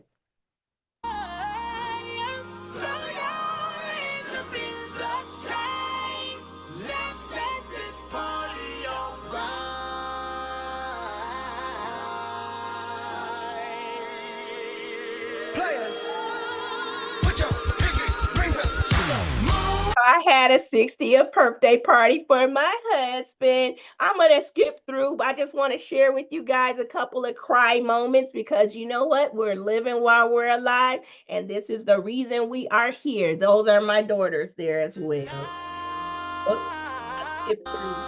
Okay. Players, put your pinky rings up to the moon. Girls, what y'all trying to do? 24 karat magic in the air. Head to toe, so clear. Look out. Pop, pop, it's showtime. Showtime, showtime, showtime. Guess who's back again? Oh, they don't know. Gone time. Oh, they don't know. Gone time. I bet they know as soon as we walk in. Showed up, wearing Cuban links. Yeah. Designer mix. Yeah. Inglewood's finest shoes. Whoop, whoop. Don't look too hard, might hurt yourself. Known to give the color red the blues. I'm a dangerous man with some money in my pocket. Keep up. All right, I just wanted to show you him crying for 2 seconds because he cried the whole time, guys. It was a surprise. He didn't know. But guys, I was able to go big or go home because in that bucket I had earn an extra 20K. I mean, not 20K, but 20%. So guys, I was like, you know what? I didn't know it was going to be a yacht party, but it ended up being because I had some extra money. But guess what? I didn't go in my emergency fund. That account was meant for that. So guys, I want you to think about what's in your buckets. I do a yearly trip with my grandbabies. Look at them little cute little grandbabies right there. I do a yearly trip. One time I even took the nanny because I want to not be babysitting on my vacation. You know what I'm saying? And I paid for all the airplane tickets and everything. So they like, are we going? Where we going this year? That's that now it has become a family tradition because they know they don't have to pay. They just know they got to take off of work. The first 2 weeks of the year, they already know. Don't be playing, right? Because I want to be with my grandbabies. So now, guys, but that's why I say we want to be living while we're alive. We want to make sure that nobody gives you 0% or 0.1% on your savings accounts. So if you want some different stuff, you gotta know people that can get different stuff, guys. You want to talk to people that get you different stuff. You don't want those 0.03%. You want 20%, okay?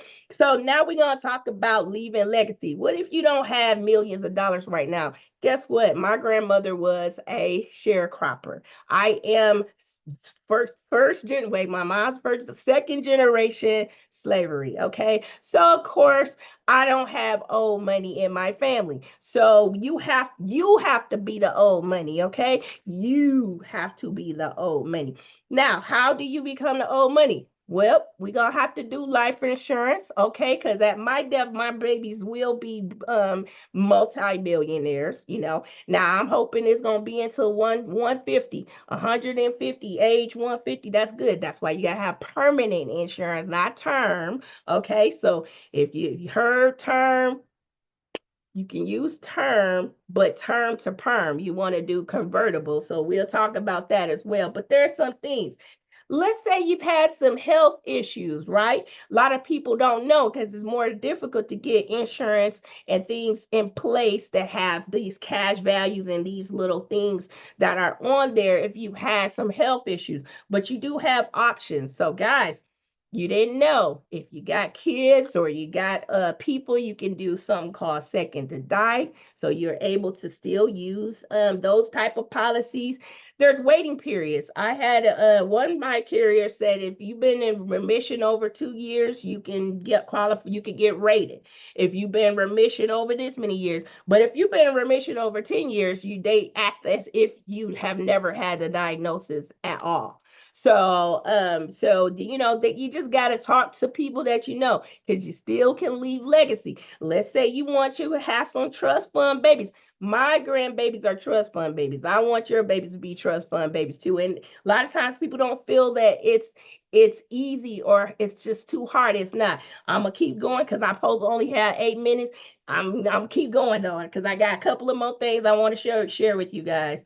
Hopefully you guys can hear this video. If you're familiar with life insurance, you probably know what a death benefit is. But have you heard of living benefits? In short, they provide valuable access for the living by accelerating a portion of the life insurance policy's death benefit, provided certain conditions are met. As lifespans continue to improve, living benefit riders could become even more important. Let's say you get in a bad accident or get really sick and survive. A traditional death benefit wouldn't help there, but living benefit riders could. They provide early access to your policy's death benefit when you have a qualifying condition, which could help you preserve emergency savings, money set aside for your kids' education, and more. Keep in mind, medical costs are the #1 reason people file for bankruptcy and are responsible for 17% of 401k hardship withdrawals. Often available at no extra cost at policy issue, living benefit riders are designed to help protect your family's quality of life from the financial effects of an unexpected injury or illness. Unfortunately, it's more common than you'd think. In fact, 42% of new cancer patients lose their entire life savings in the first 2 years of treatment. So how do living benefit riders on a life insurance policy work? There are 3 different types. A chronic illness rider can help when you've been certified by a licensed healthcare practitioner that you're unable to perform 2 or more of the 6 activities of daily living without substantial assistance, like bathing, dressing, and eating, typically for 90 days, or you're severely cognitively impaired and need supervision by another person. A critical illness rider can help when you have been diagnosed by a physician with a health condition such as cancer, heart attack, or stroke. And a terminal illness rider can help when a licensed physician diagnoses someone as having less than 12 months to live. Being prepared for anything life throws at you is important, and that's why you should select a policy that has all 3 of these features available. That way, you can accelerate the death benefit if you were to be affected by one or more of these conditions. While no one can predict the future, we can prepare for it, with life insurance to protect our loved ones after we're gone, and living benefits to protect them while we're still here. To learn more, ask your financial professional about a life insurance policy with living benefit riders. All right, I'm gonna keep going, guys. Leaving a legacy. We want to live while we're alive and leave a legacy. Our legacy is your will, your wisdom, your values, your resource that you're gonna pass on. I have a little planning tool that I have. You want to make sure that all your stuff, I have checklists of everything, defining what your estate is. You got to do pre-planning because people don't realize there's something called a Medicaid spend down, and you don't even want to be on Medicaid. So let's not do it. Let's let our assets pass to our children. You have to be planning in advance for that. I'm going to share with you guys one of my little tools. This is a tool that I had. Hold on one second. This is a tool that I have for me and my family. And it's like a little, legacy thing. Whoops, pop that over here. Let me just go under. Sorry guys, I had to pull, make sure I go under the client side. Okay, so you got a plan. You got to have all your files. You got your insurances in there, your financials, final wishes, even if you want to have those, your life stories, videos, but estate planning, guys. I prefer trust because trust avoid probate. And I have a trust that you could get for, $699, and then you could get the attorney prepared one for less than, I think $1,500, $2,400, whatever. But anyway, I can set you guys up with this, but you're gonna have a revocable living trust, a pour over will, just in case you don't put your stuff in a trust. So it's really easy for your babies to be in your babies to be trust fund babies, because we just gonna pay $6.99 or $12.99, whatever. We're going to put our financial power of attorney together, our healthcare power of attorney, because guess what? Sometimes we don't pass, and you don't want to wake up and you don't have all this, and then everybody has spent all your money. No, because you gonna plan. Okay. So then inside of that, you can see inside of your trust. It'll have all of your stuff in there, your marriage trust, your hair care power of attorneys, your financial power of attorneys, your deeds and your assets. Those are some tools that I like to use. Like you said, you want to have your checklist and everything together.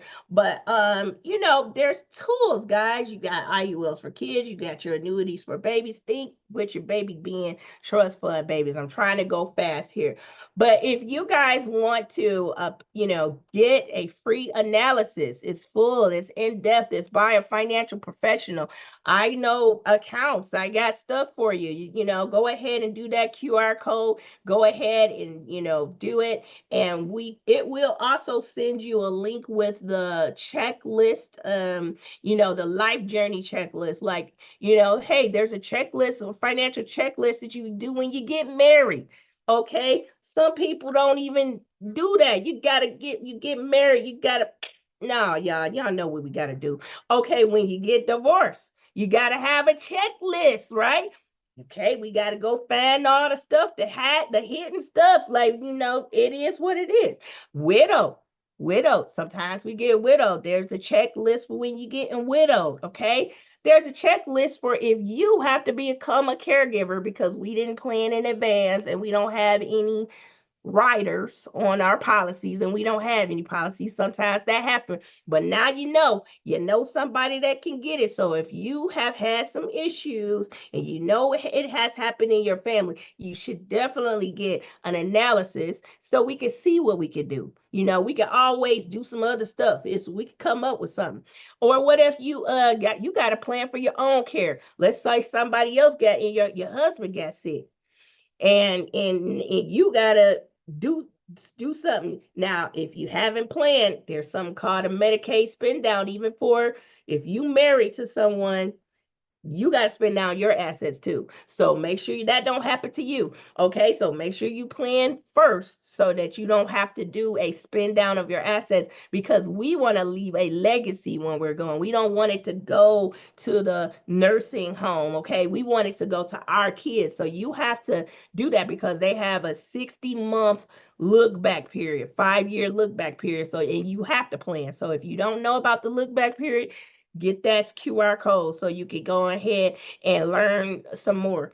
And then what if somebody get dementia? Those things, there's checklists for that. So guys, that's what I have for you today. I was trying to go real fast, but I'm hoping y'all enjoyed it.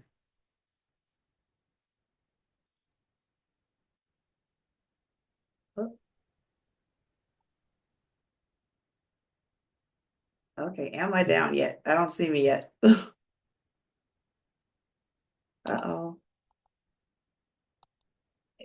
We can see you. You guys see me? Am I Yes. down yet? I Yes. don't see it. Oh, I am? Okay. I don't know. It's weird. It's not showing me. Well, I'm just gonna keep going then. So let me see here. Well, somebody Okay. asked for the QR code. I'll share You're it. not down Yeah, yet, and Michelle. so I'm sorry, can you see me? Okay. Now Okay, I we can see. do. Okay, cool. Yeah, I don't know. That was really weird. Go ahead. Yeah, you can go ahead and put the QR code back up. So while the QR code is up, you all, so I did see a comment in the chat, and what we'll do is, because I know everybody has that burning question, like, okay, what if I have made it over 50 and I have not started yet? So what we'll do is, if we have time at the end, then we'll have Tina to address that. But if we don't, QR code, schedule your financial analysis ASAP, and get in contact with Ms. Williams so that way you can get your money health, right? Financial health is just as important as physical, emotional, spiritual, all that, right? So you got to have the finance health in there, because again, stress is the number one killer, and a lot of stress is related to finances. And I don't care how how well off you are, finances can still be an issue because it's not about how much you make, it's how much you keep, right? So Miss Tina can help you to get your financial health in order. So your finances are not coughing, right, and sneezing, but they're healthy and strong. So, all right, cool beans. So let's make sure to do that. Okay. And thank you so much for screen sharing that. All right, cool beans. So let's go ahead and didn't I tell y'all that was gonna be fire? If you all, I mean, I saw it in the chat, but just go ahead and put some love in the chat for Miss Williams before we go to our next speaker, because that was absolute fire. And if you have anything that you want to, if you have any buckets that you want to fill, then you definitely want to, I'm gonna call her the bucket master with Tina, and make sure that you connect. So, okay, awesome. Yeah, I see it's fire. I see comments coming in the chat. So continue putting those in the chat. And so it says, I have a whole bucket list. Absolutely. So again, for you all, hashtag replay, make sure that you send me your comments as well, so that we can see, how much you are enjoying this. So, all right, you all, without further ado, I'm going to go ahead and bring up the next speaker while you all are still lighting up the chat. And so our next speaker, this young lady, has played an instrumental role in Lift After Breast Cancer. She helped us with coordinating our second annual brunch. I don't know what I would have done without her. She was absolutely amazing. And her company is just so much in alignment. I would have been remiss to not have her on this platform, knowing who she is and what she does, and that she leads with love. So you all, who I'm talking about is Miss Sydney Bland. So Miss Bland, see, she wasn't called Sydney because she's down to earth, right? So even though that she's very professional, she's very down to earth. So Sydney, you all, Sydney is the visionary behind Well Woman, a holistic, inclusive support ecosystem helping women heal, thrive, and lead with agency. As a therapist, educator, strategist, and creative, Sydney founded Well Woman to dismantle inequities and create restorative spaces where women, especially BIPOC, which is BIPOC women, can prioritize their well-being without guilt or pressure. Rooted in her lived experience and resilience, Sydney's work centers women's stories, power, and possibilities. Based in her hometown of Detroit, she's cultivating a foundation for what she envisions as a global network of women who uplift one another. With over 12 years in education, advocacy, and community development, Sydney has led transformative initiatives across Metro Detroit, whether hosting wellness workshops, producing storytelling campaigns, or championing equity in underserved, under-resourced communities. Her mission is clear: to help women live fuller, freer, and more intentional lives. You all, I want you all to give a warm round of applause. Give some love in the chat, some hearts, all that good stuff. Let's bring down none other than Miss Sydney Bland. Come on down, Sydney. Let's get your spot. Thank you so much, Dr. Michelle. Good afternoon, everyone. Happy Saturday, and to all the women on the call, happy Women's Mental Health Week and happy belated Mother's Day. As Dr. Michelle mentioned, my name is Sydney Bland, and I live and preach about holistic care and well-being and self-stewardship. My life's work is dedicated to helping women learn, grow, thrive, and bring their whole selves to life. And so a huge part of that work is, like she said, equipping women to tap into their personal agency so they can live and lead with purpose. And so, and they just have a life of joy, of hope, of love and life satisfaction. So it's not only fitting that we're here today, but it's an honor and privilege to share this space with you so I can share mental health tools with you as we close out Women's Mental Health Week. So I'm gonna get straight into it. So today's talk is entitled Self-Stewardship is the New Flex. Yeah, that's right. I said self-stewardship is the new flex, not self-care, not being booked and busy. Being a good steward of your life is the new flex. So imagine it as being the gateway to the life harmony that you've been yearning for in your personal or your professional life. Because self-stewardship is actually the highest form of self-care that you can give yourself. Now, before we dig any deeper, I want to preface this session by saying that there's no cookie cutter approach to self-stewardship or holistic wellness. And so I always remind my clients, or what I call my family, my friends and family, and even community all the time, that while as a what people would consider an expert, I like to call it enthusiast. I'm equipped with practical and clinical tools to support individuals on their mental, emotional, spiritual, and even social healing and well-being. I'm not the expert on you. You are, right? So you hold the knowledge and the insight needed to unlock any doors of trauma or shame or fear or feelings of unworthiness, and really step into a life of freedom and joy and healing, because you've been with you your entire life. So what's our role? Our role is to create a heart-centered human connection where you can feel seen and supported with no ulterior motives, meaning we're your advocate, right? There are a lot of people who come into our lives where they may appear as being our advocate, but unfortunately, they have conditions and some have motives, right? So my purpose is just to help equip you to inquire and reflect and to learn and to take aligned action based on your personal needs, interests, and values. So I want to dig into self-care versus self-stewardship, because self-care has been a very popular buzzword and trend that we hear in society.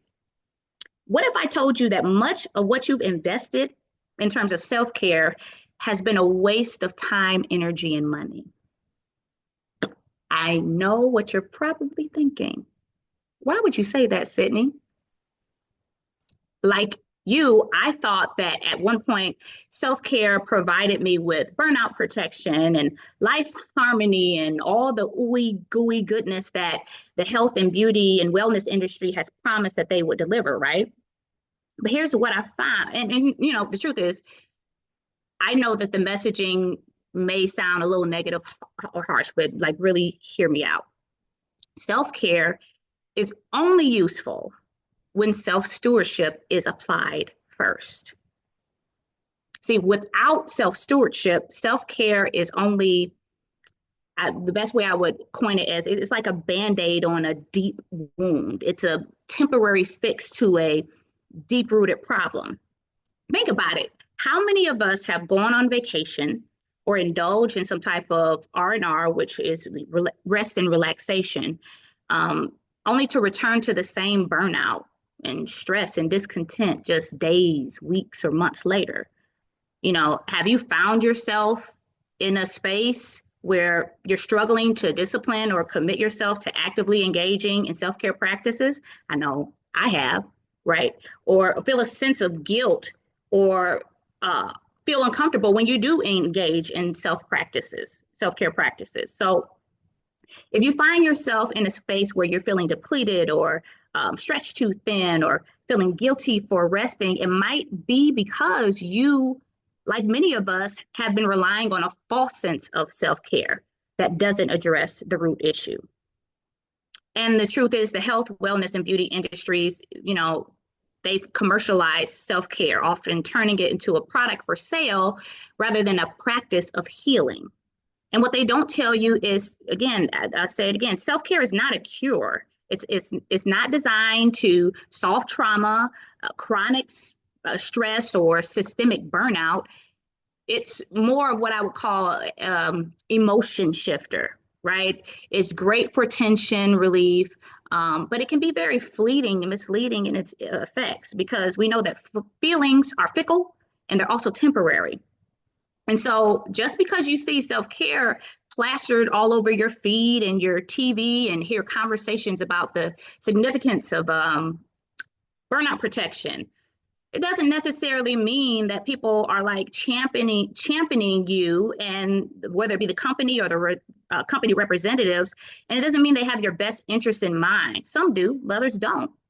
And I'm not trying to be a cynic. I'm elated that self-care has been brought to the forefront of life priorities. But like I said earlier, self-care has become a trend rather than a part of a fundamental need to help support our self-stewardship journey.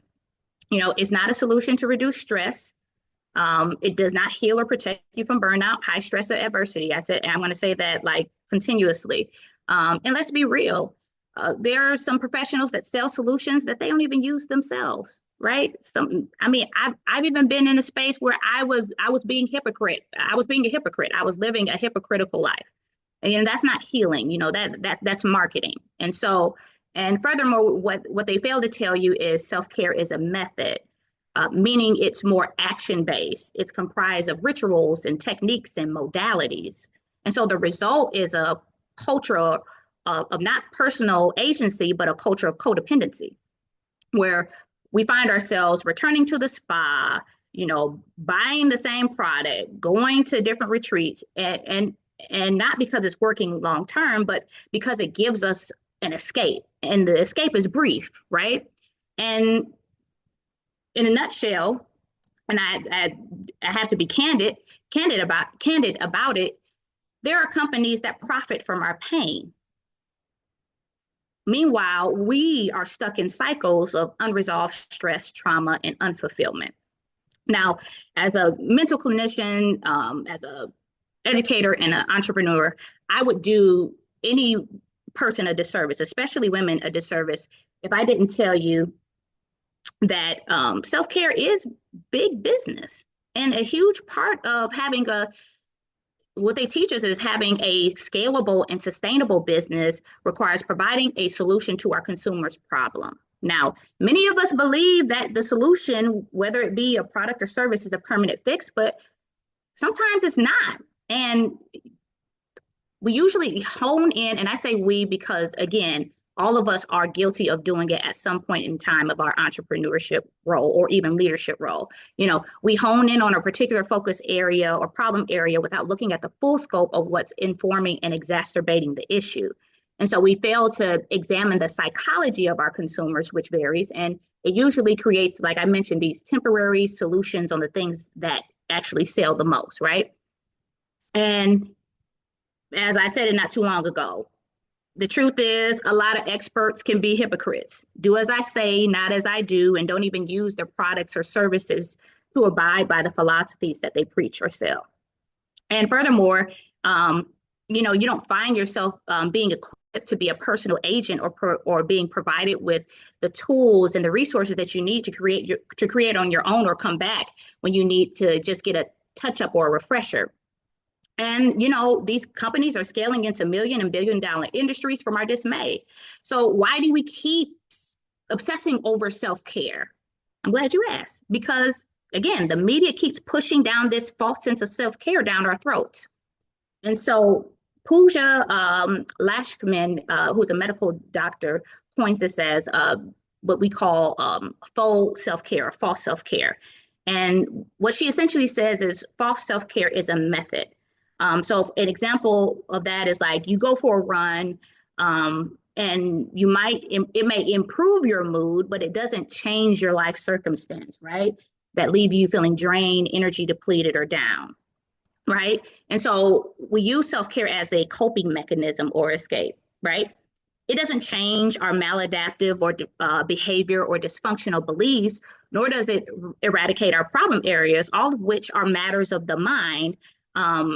And then sometimes our self-care routines are weaponized by people in the media because we're not incorporating it in our daily lifestyle. So it becomes a stressor and we become overwhelmed because we're feeling guilty and bad because we can't seem to find this harmony between fulfilling our roles and then engaging in these self-care practices. And so I'm here to tell you, throwing self-care into an overloaded life is like giving an elephant a Tic Tac and expecting it to cure bad breath, right?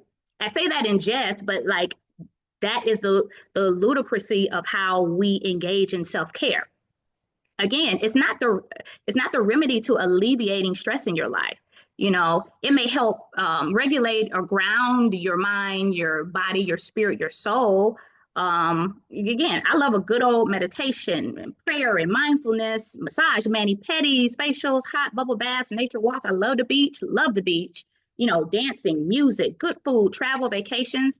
I recently was introduced to sound baths, so that's kind of like my new thing. And all of these things like bring me joy and they lift up my spirits, especially in trying times. But again, it's a temporary fix. It's not a permanent solution. And here's the thing.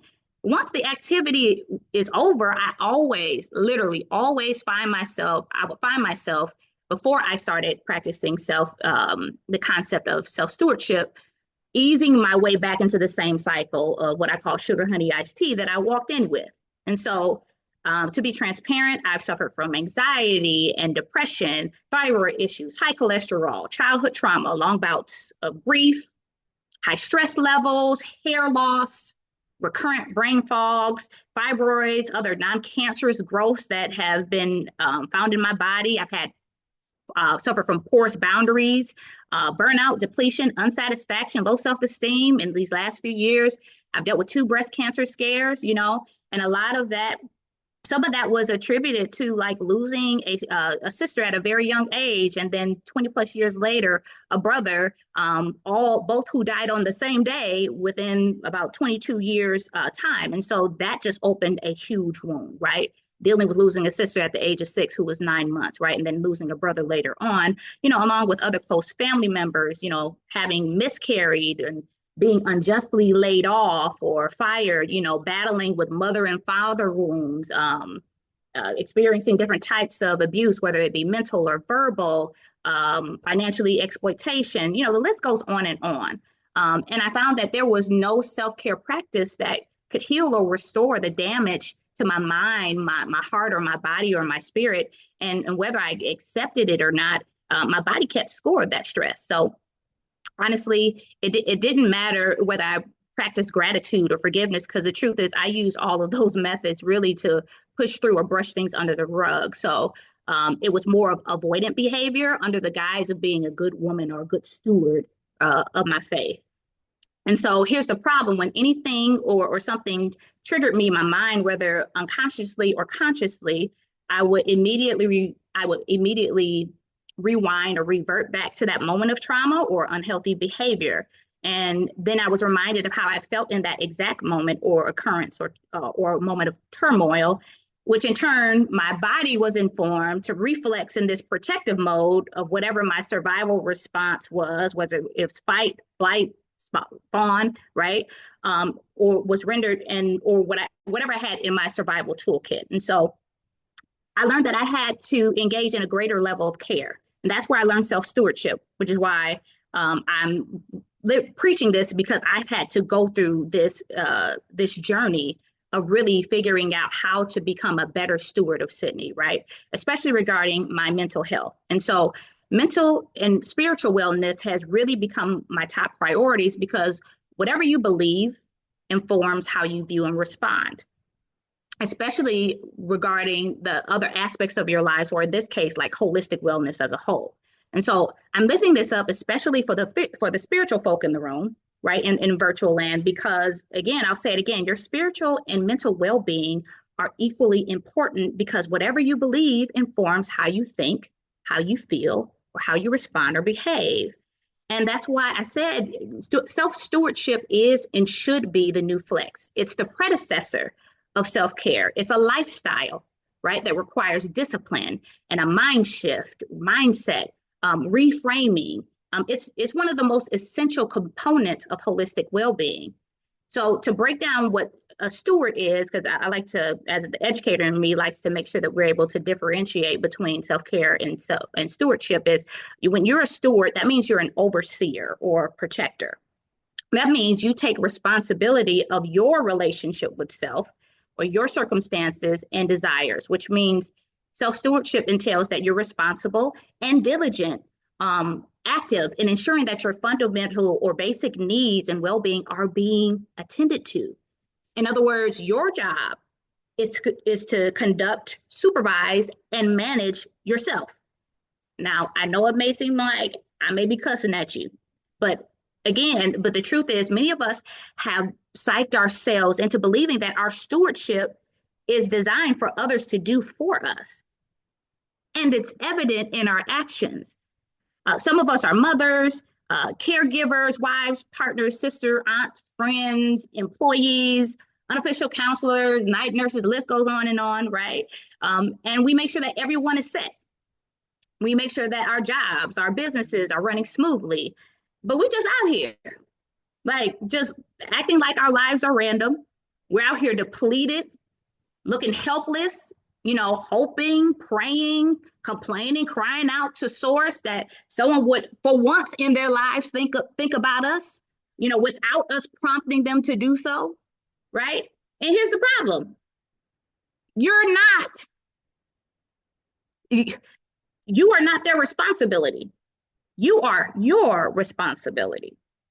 Yes, you are steward of many things, but some of the commitments that we make in these roles aren't serving us well. And as a result, we often are left feeling taxed, unproductive, and undervalued. And I try my best to be as candid in these spaces and kind of be in sister mode, because as a therapist, for those who, or a medical professional, for those in the room, there are certain things that we can't necessarily fully say in our conversation with our clients, but I see everyone in this space as family, right? So I'm just going to say it to you like I would say to my friends and family. The hard truth is sometimes we're taxed because we surround ourselves with underperforming people, or we're in underperforming organizations. And it causes us to overperform because we're constantly filling in the gap for people's shortcomings or their underdevelopment. Additionally, society has conditioned us to believe that in order for us as women to be loved, to find value or feel worthy, is through servitude and self-sacrifice. And the truth is, you can't expect anyone to value or find worth in your life, in your heart, in your time, in your giving, in your values, or your presence if you don't do it yourself. And so one of my top mantras is no one should love me more than me, right? No one. And in this case, no one should outsteward you more than you. Absolutely, positively no one. So let's get into some quick tools in terms of how you can become a better steward of your holistic wellness, specifically your mental wellness, especially when self-sacrifice and subserviency has been ingrained in the fabric of women's existence really since the beginning of time, right? The first step is accepting that you are your first priority before anyone else. There shouldn't be a battle between self-preservation and self-sacrifice. How much more of yourself are you willing to sacrifice until there's nothing left to preserve? The reality is you can't, we hear it all the time, you can't pour from an empty cup. And the reality is whatever's in my cup is for me. Everyone else gets the overflow from my cup, but my cup is for me. So let's really start working on burying this tradition of self-sacrifice in every aspect of our lives and begin to practice self-stewardship. And so that starts with understanding and identifying your values with clarity. Your values anchor you. They help you clarify what matters most. And when you lead with your values, your choices become clearer. So one example that I always lift up is sometimes when I ask people, what do you value? They tell me that family. Well, family can mean a lot of things to a lot of people, both negative and positively, right? But what is it about family that you value? And as we start talking, we find out like, oh, it gives me a sense, for some, it gives me a sense of belonging, of security, some form of sense of self or community. And so these are the things that we value, right? Unconditional love for some, right? Next thing is establishing healthy boundaries and overcoming guilt or shame. Like I mentioned earlier, we live in an era where being booked and busy is a badge of honor, and we've spent a lot of time trying to gain or sustain success in various aspects of our lives instead of focusing and reserving our energy on longevity. And here's the problem. It's one of the leading causes of burnout. And what causes burnout? Lack of boundaries, lack of self-love or self-stewardship, acts of pushing through without properly assessing or attending to your present needs, right? Boundaries protect your longevity. The goal is to get old, right? So self-priority should be your new priority. And boundaries are a great burnout protection tool to support you in your wellness journey.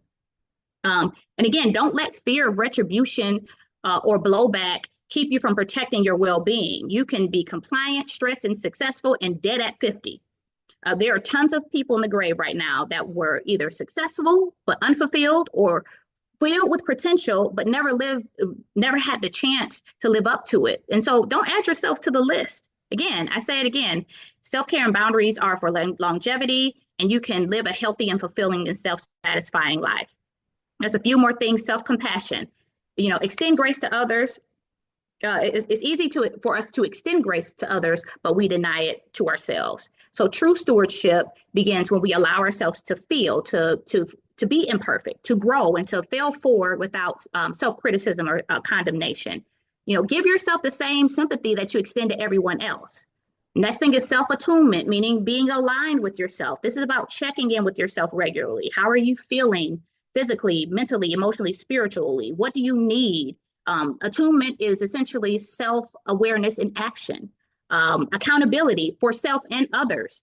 You need people who can check you at times. Sometimes it need to be checked lovingly, right? Or check on you, right? And you need to practice personal integrity, which means you need to hold yourself to the same level of care that you want others to give you. Community is important, but so is self-leadership or modeling.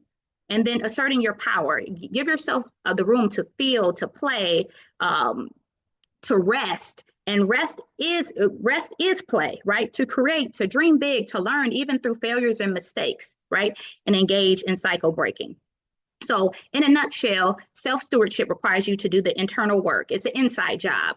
The external activities are simply or self-care are a manifestation of the things that bring you joy, that pique your interest, or would challenge your weak point. So self-stewardship is a life choice. It's a matter of heart and mind. This is why mind shift, rewriting or reframing our narrative, dysfunctional or limiting belief systems about ourselves, others, and life, or what we believe we should have or deserve, right? Engaging in practices that heal your mind, body, spirit, right?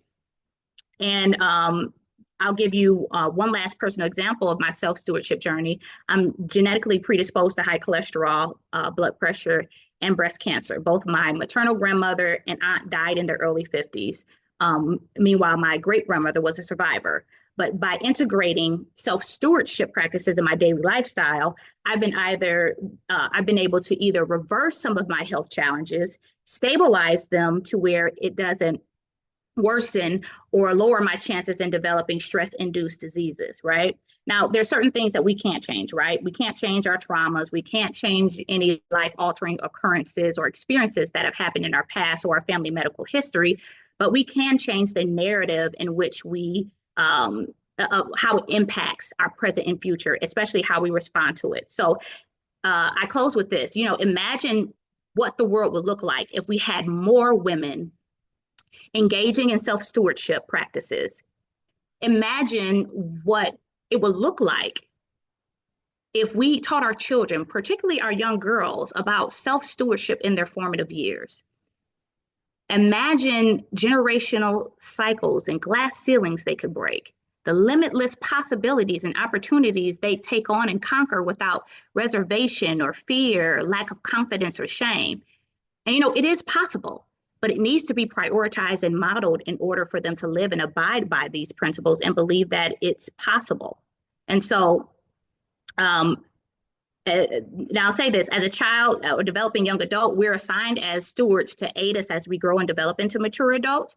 But the human brain doesn't fully develop until the age of 25, which means, children or youth have the power to wield personal agency and stewardship, but they need intensive support to help them apply it appropriately. And so now at 13 to 18, you can begin loosening the reins a little bit, moving from the driver's seat to the passenger seat, and eventually the back seat, right?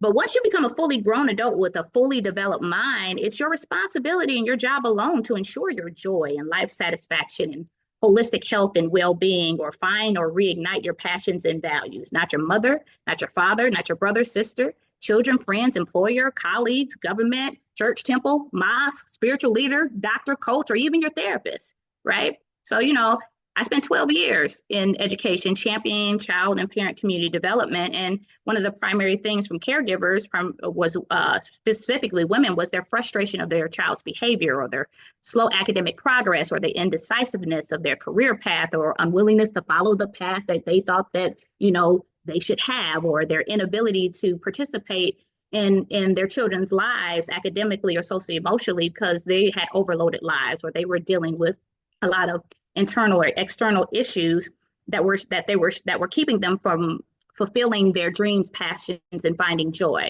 And so that's why I encourage you to reframe your mindset about self-care and living an overloaded life and adopt self-stewardship as your new religion and flex.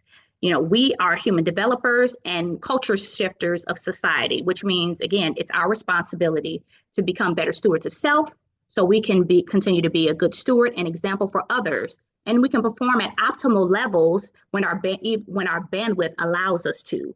We are not superheroes or superhumans. We are stewards. So let's get rid of that damn cape because it never has served us and it never will. And if you aspire to be a super anything, aspire to be a super steward of your life, spiritually, mentally, emotionally, physically, financially, occupationally, and communally, because self-stewardship is not a luxury. It's a means to life satisfaction, longevity, and transformative legacy. So make self-stewardship your new flex because you and your loved ones deserve a healed, whole, happy, satisfied, and fulfilled you. Thank you.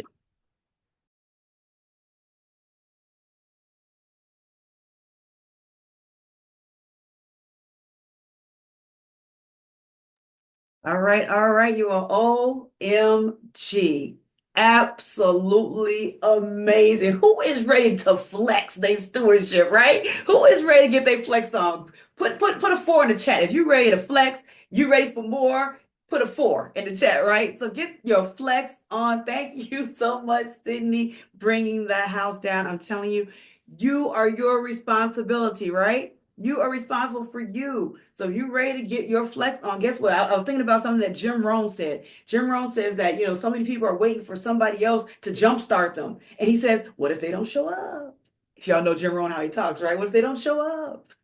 So if they don't show up, then what are you going to do? You're just going to lay there? You're just going to be stuck in your misery and stuck in complacency? No, you are responsible for you. So self-care, stewardship is the new self-care, y'all. It's the new flex. Let's go. Let's get it. So not being caught in this, what she talked about, the cycles of what we think is self-care, but we're really just putting ourselves back into the environment that create the stresses in the first place, rather than creating our own environments that we're able to do. Those she gave y'all some, and I was typing my fingers as fast as I could, getting those tips in the chat. So listen, hashtag replay is for real, because just nuggets and nuggets. And I saw some questions coming in the chat. If you are okay, because we have one more speaker, and I'm telling you, you do not want to leave. You want to stay to hear our last speaker. Trust me, you do. So if when she's done speaking, if you have an opportunity to stay, she's not even let me get it out of my mouth. She's like, I'm staying. So yes, do stay. And we will get those questions answered at the end. So I know I said if time permits, but I know there's some questions coming in and I don't want to leave you guys hanging. And you also you have the availability. Listen, we all do it anyways, right? You stalk the person and find them on Facebook or LinkedIn or Instagram or whatever. That's allowed, right? That's the kind of stalking you can do, right? That's not illegal. That's okay, as long as you're doing it for the right reasons. And I know that everybody in this room will do it for the right reasons, and everybody in hashtag replay land will do it for the right reasons as well. So let's make sure that we go ahead and get to our next speaker, so that way we can get some questions answered. And then of course, you have the opportunity to follow up, and I'll hear your thoughts and things. We also have a survey. So once the Zoom closes out, you guys will have a survey. Before we introduce our last speaker, I do want to because I don't want to forget to do this. I know at the end, and I'll be so excited, and I'll close out without saying this. But if you saw the flyer, you saw that we had 6 speakers, and you see now we're ending with our last speaker. You're like, wait, what happened to the 6th speaker? So she gave me permission to go ahead and share with you all. If you could please, I asked her, I said, is it okay if I ask the audience and our other speakers? I already asked the speakers already, but if we can keep her in our prayers. Her name is Ebony. So she was one of our speakers. You can look at the flyer and see, right? Ebony Tyson. She is the CEO and founder of Shades of Ebony. She created her own cosmetic line that is clean cosmetics. And she had quite a story that she was going to tell, and the story behind the story, right? And she's so young and she's so beautiful and excellent. I met her at a business expo some months back, and she gave away some of her cosmetics at the brunch. And so, but I wanted to make sure you all know we did have a 6th speaker, but she was not able to make it here for some unforeseen circumstances. So please continue to keep her uplifted in prayer. All right, y'all. Okay, cool beans. Oh, yes, Glendon said, Oh, those they're coming in so fast, I can't even read them. So how about we do this? You all go ahead and read the chat. I'm going to go ahead and bring up our next speaker because I'm telling you again, you guys, you're going to be so excited. I met her through my friend Alicia. She introduced us on LinkedIn. We had a virtual coffee, and you might actually want to put some hearts and loves and whatever else in the chat because I was on the fence, you all. I was on the fence on whether I was even going to do the third annual because I have so many other things that I was planning. I'm like, does this even fit in a line in my business map? And when I spoke with this person, I'm going to bring up, I said, you're darn right. You're darn right. I cannot let May pass with being Women's Health Month and with also being Mental Health Month, y'all, without bringing up these powerful ladies. So you all want to again a huge thank you. Thank you, Dr. Luke. You can put that in the chat because after speaking with her, that was she was my tipping point, y'all. That said, okay, yes, let me do this because these stories need to be heard and folks need to be healed and helped and empowered. So okay, so the person I'm talking about, of course, I just said Dr. Luke, right? So Dr. Natalie Luke, you all, she is. As a senior vice president of clinical research and strategic initiatives at a diagnostic company, Dr. Luke leads efforts to focus on delivering lasting solutions for women suffering from chronic urinary tract infections, also known as UTIs. She is also the creator and host of Unsealing Yourself podcast. Oh, excuse me, Unsealing You. I got a little site there. Unsealing You podcast, where she explores how women can rebuild careers, energy, and confidence after adversity. Natalie's work bridges science, innovation, and advocacy, empowering women to heal, grow, and connect authentically. Today, y'all, today, she brings her passion for healing-centered leadership to our third annual Women's Health Awareness Symposium, which is the total you, wellness in every dimension. Without further ado, you all, let me bring down none other than Dr. Natalie Luke. Come on down, Dr. Luke. Thank you so much. I really appreciate it. Thank you so much for having me here and for us being able to talk about recurrent UTIs, urinary tract infections. Every time I talk to women about urinary tract infections, they say, "Man, I suffer from them, or I know someone who suffers from them." And a recurrent urinary tract infection is a situation. I don't know if you've ever had a urinary tract infection, but it's terrible. And there are women that have these infections sometimes twice within 6 months or 3 times within a year. That is defined as a recurrent urinary tract infection. And so we want to talk about the urinary tract infections after breast cancer because sometimes these women are misdiagnosed and it's all about the science. And what I want for all of us is to trust our body and trust our voice after this presentation. So I do need to disclose that I am not a physician. I am a researcher. I have a PhD in molecular biology, cell biology, biochemistry, and biophysics. And so this presentation is for educational purposes only and should not be considered medical advice, though you can use the information that I present to speak with your physician. So let's start with the things that are not said enough. We hear a lot about hot flashes, mood changes, bone loss after breast cancer. But do we really talk about urinary symptoms? Things like burning when you're urinating, urgency, or loss of bladder control. They're often invisible from the medical conversation. And yet there's a systemic review that looked at over 16 studies of women who were recovered from breast cancer. And these studies looked at 2,500 breast cancer survivors and found that up to 58% of these women reported bladder control problems. And the thing that really breaks my heart is nearly 25%, 1 in 4 people say their symptoms are so severe they do not want to leave their house. And here's the kicker. Most of these women are told that they don't have an infection. that there's nothing wrong. It's just aging or stress or something that they need to live with. And that breaks my heart. So, how does this problem even happen? Well, I was talking to my chiropractor, and I mentioned that standard urine culture was developed 70 years ago, 7 decades ago. And that is what we're using today to diagnose a urinary tract infection. And here's the kicker with that is that the culture only detects a very narrow array of organisms, and it can't detect more than one organism because it's just costly and difficult. And so women are told, you just gave me a contaminated sample when there's multiple organisms there. And most of these people that have recurrent UTIs, it's not just one organism that's causing the problem, it's multiple organisms working together that's causing the problem. And these cultures therefore miss 30 to 50% of the infections. That's what the literature says. So when a test says no infection, what it really means is we couldn't detect the infection. Think like a medical detector at an airport. It couldn't detect the bad guy because it was antiquated. And when this happens, the next thing is so frustrating and deeply harmful. Women are labeled as being anxious. Physicians don't want to see them back in the office again. They're told their pain is in their head. And that is a problem. And so these women suffer in silence, or they take antibiotics for a super long time that don't work.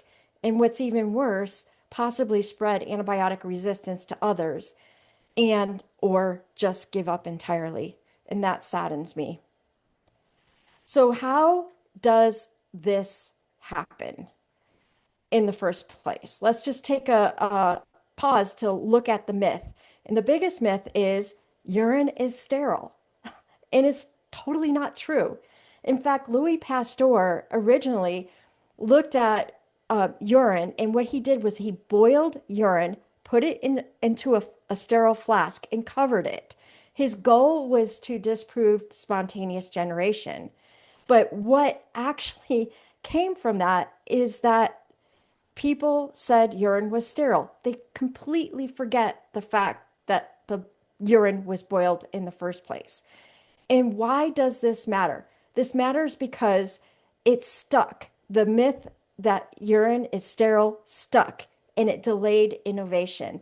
It kept us from advancing our diagnostic tools, and it caused women to be dismissed because of their symptoms. And basically, this is kind of how science works in a sense. We have a certain philosophy and thought about how things work, and culture detects the organism if it's there, and until we get better diagnostic tools. And then when we get the better diagnostic tools, anomalies emerge, and then there becomes a crisis that we need to actually resolve. And we do better science, revolutionary science, I'm sorry. And then there's a paradigm shift, and then we get a new normal science.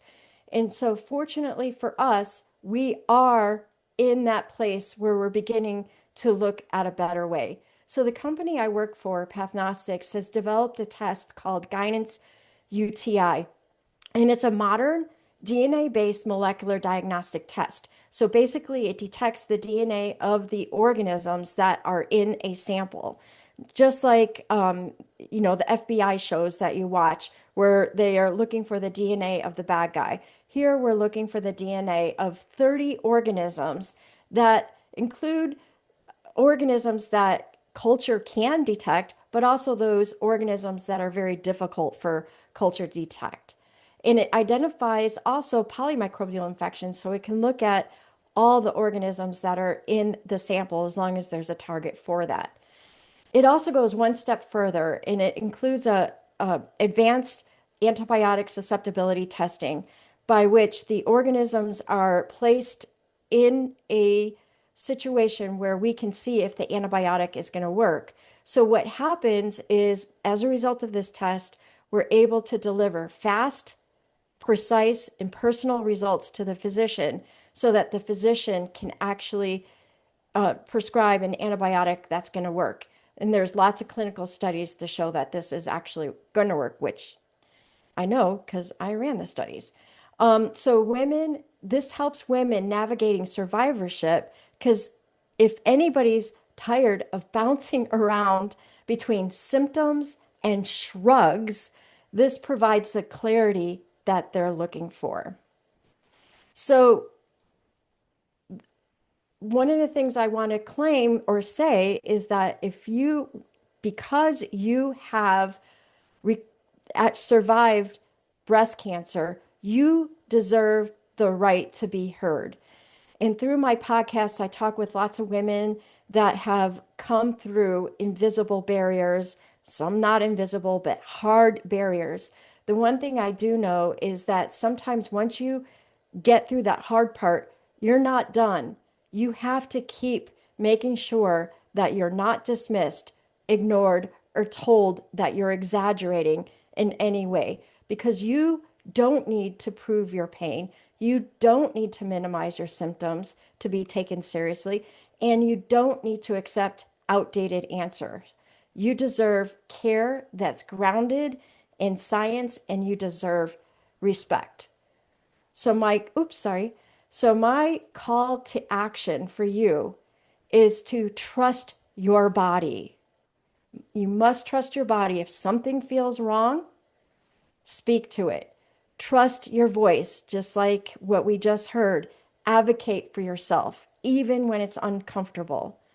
And then I'm going to invite you to tune into Unsealing You podcast, where you get to hear inspiring stories of other women that have spoken up for themselves because you've done the hard part. You've survived. Now it's time to make sure your voice carries. So trust your body, trust your voice. You're not alone.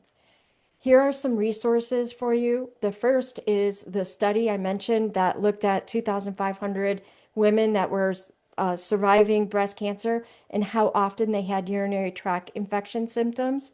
I also have a link to the test that I talked about, along with a link to the 30 clinical studies and papers. It's not clinical studies, the 30 papers that we published based on the clinical studies.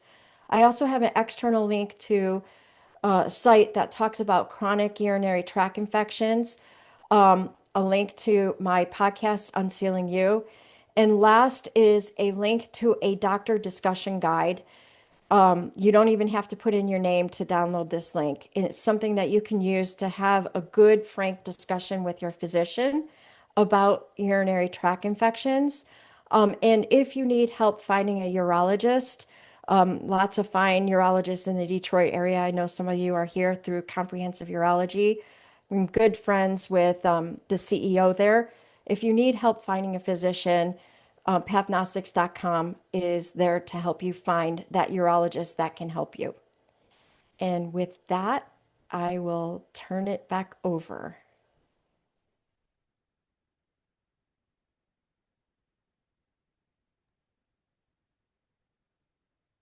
Hold on here. Let's see. Spotlight us.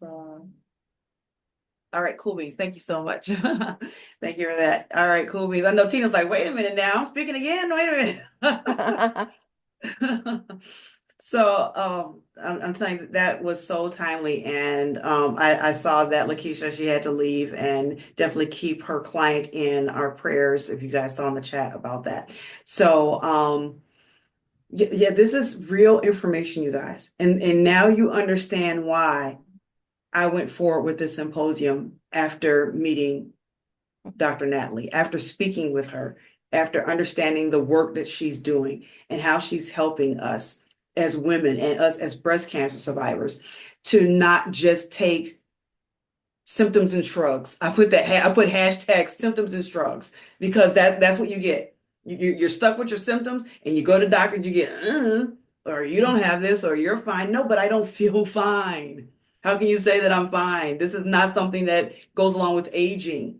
So yes, advocate, listen to your bodies, Thank you so much, Dr. Natalie. Did you all feel empowered and feel, I don't know about you guys, but I felt like listening to her talk, I'm like, I feel like I'm a researcher now, right? So if you feel like you're a scientist or a researcher, you're not alone. She made it so plain, so clear, and just so empowering for us to now understand that you might not have understood all of the medical jargon, and that's okay, right?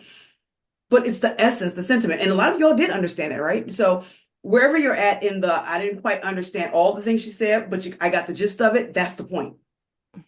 To get the gist of it and then activate.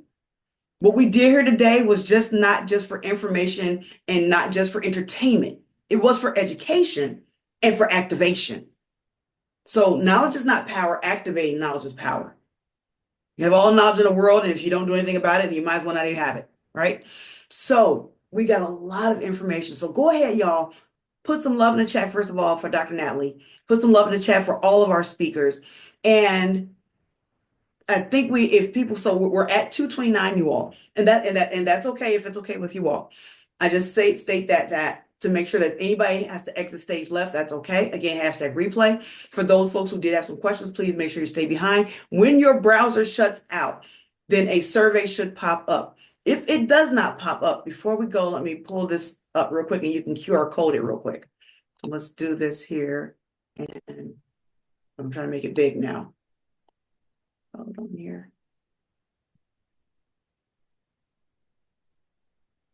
Okay, so y'all, my closed captioning is in the way of me being able to maximize this. That's so funny. So, but you guys hopefully you can see it. And let me see, maybe if I move this up, hold on, I don't want to do that. You move this over. Nope, it's not letting me. Y'all gotta love technology, right? Yeah, it is not letting me maximize this. So that is absolutely fun. But you guys can see it on the screen. Because I'd have to take off my closed caption. Maybe I can do that. Let me see. Okay, so let me take the closed caption off from this view, and that's okay. So if everybody saw the QR code, go ahead and take a picture of it. Let's see. Oh, thank you. I think somebody's trying to help me. Tina's trying to help me, y'all. Because I can't take my closed caption off at this angle. How about I do this? I'm gonna stop share. So give me a second. Oh, that's another way. Let's see. Let present. Let's see. Boom. Oh, thank you, Tina. Listen, technology, somebody who knows how to use it. Amen. Hallelujah. Right? So there it is, you all. That is the QR code. And if you don't know how to use QR codes, that's the link there. You don't have to put the HTTPS. You don't have to put all that in. You can just put in there bit.ly. That's bit.ly/ and I believe it is case sensitive.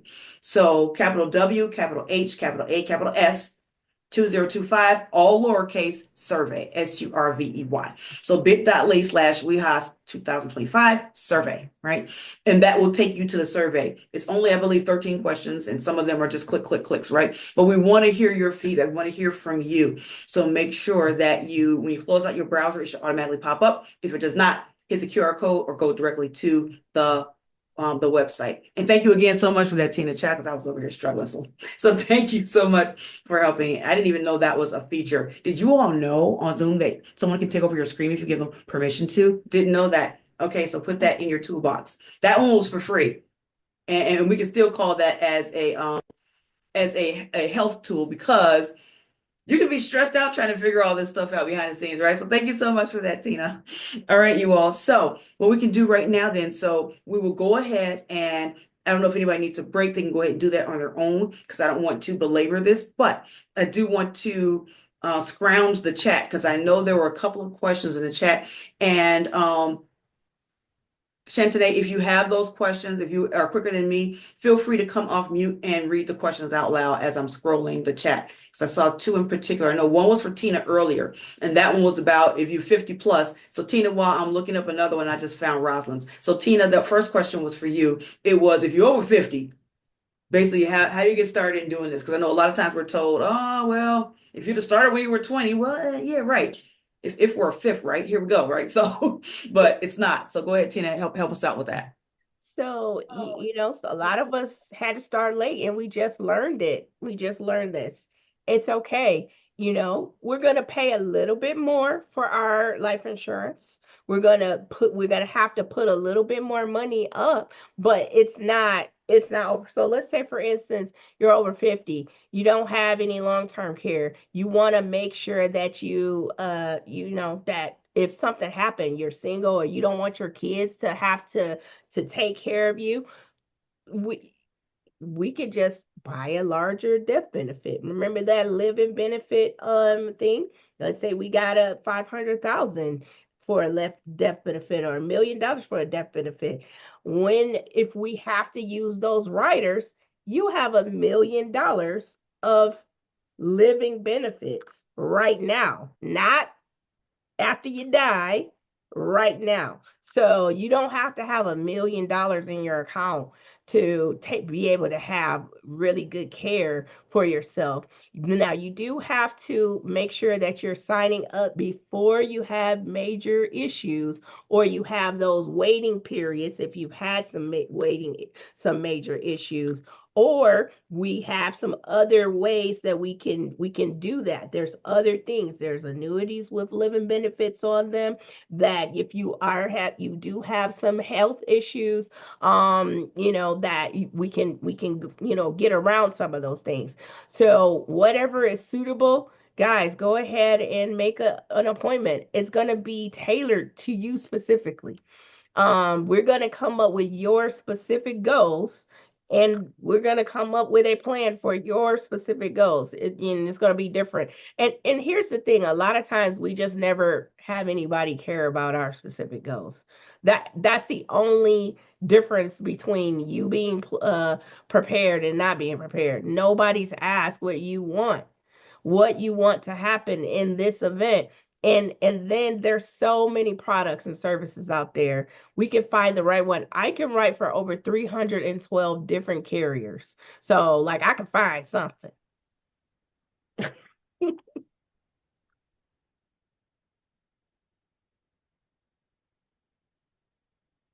All right, cool beans. I was in the process of writing in the chat when you said that nobody has asked us, and I'm going to take a page out of Sydney's book and say, listen, hashtag adulting, ask yourself. So don't wait for somebody to ask you, because they're not. Like Tina just said, nobody's going to ask you this. They're not going to ask you what your goals are.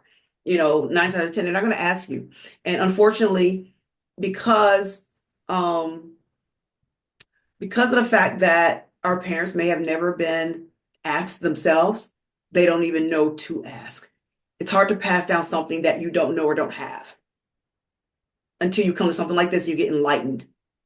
I know that there may have been somebody here who have never heard of the rule of 72. And here's the other thing. If you did hear about it, I'm gonna take a book out of. I had a coach once, and he was. I used to do sales, multi-level marketing sales. He actually used to be a football coach, and he was our sales coach. And we were all nodding, yeah, yeah, yeah. When he was telling us to do this, and we're like, hey, yeah, we know. And here's and this, yeah, yeah, yeah, yeah. And he says, okay, everybody's nodding like they know it. Y'all know this. Then he asks us a gut punching question: are you doing it? Are you doing it? So we can, yeah, like I said, knowledge is not power. Knowledge does not equal behavior change.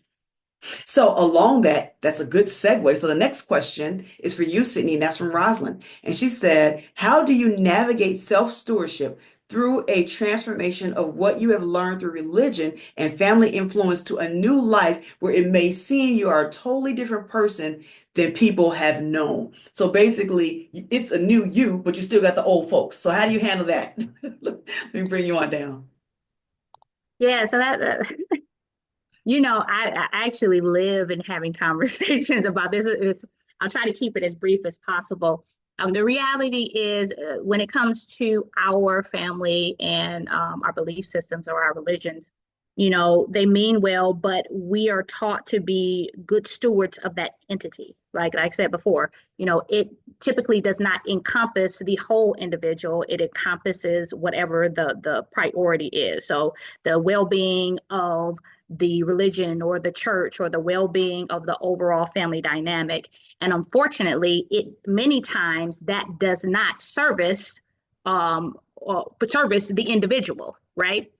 So, what I will say is, in that, that is why it's important for you to figure out what you value, and if community, if family, if a sense of belonging is what you need, but that's not what you're getting in those spaces, it may be a time for you, number one, to have a difficult conversation with those individuals or those entities and say, hey, this is what I need, right? So, and so you start having these conversations of establishing boundaries, because boundaries is to help people understand and learn you, right? And help you be treated the way that you need to be treated and you expect to be treated, right?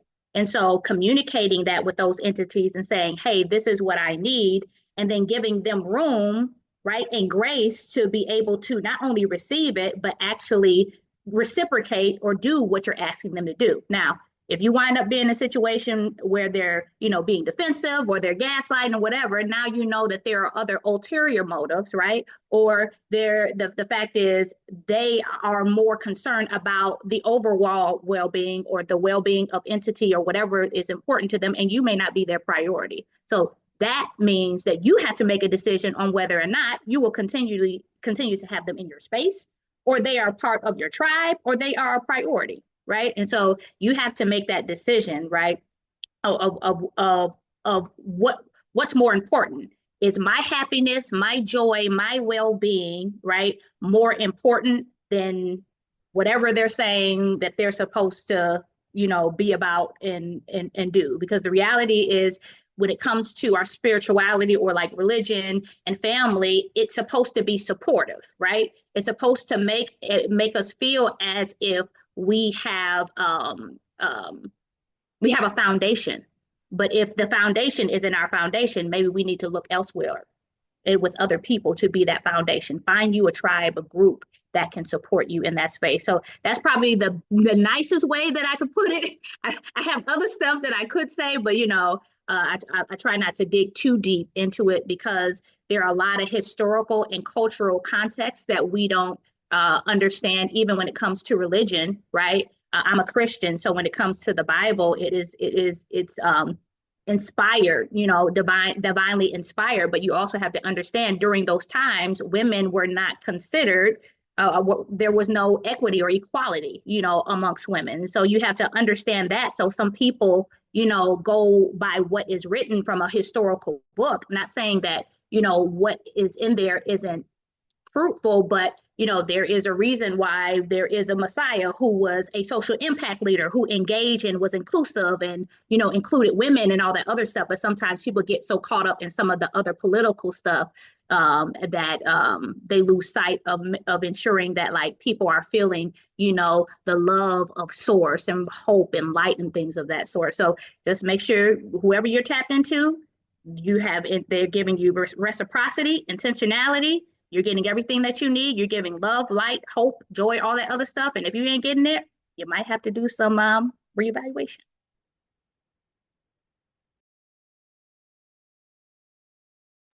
Hashtag facts. Hashtag facts. I couldn't get unmuted fast enough, y'all. Hashtag facts. And what I also thought about was, if you can't change the people you're with, then change the people you're with.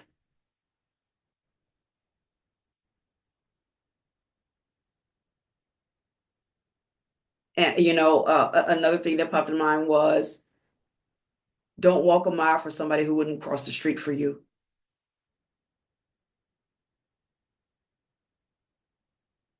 Boundaries. Sydney talked about boundaries. Boundaries are there for a reason.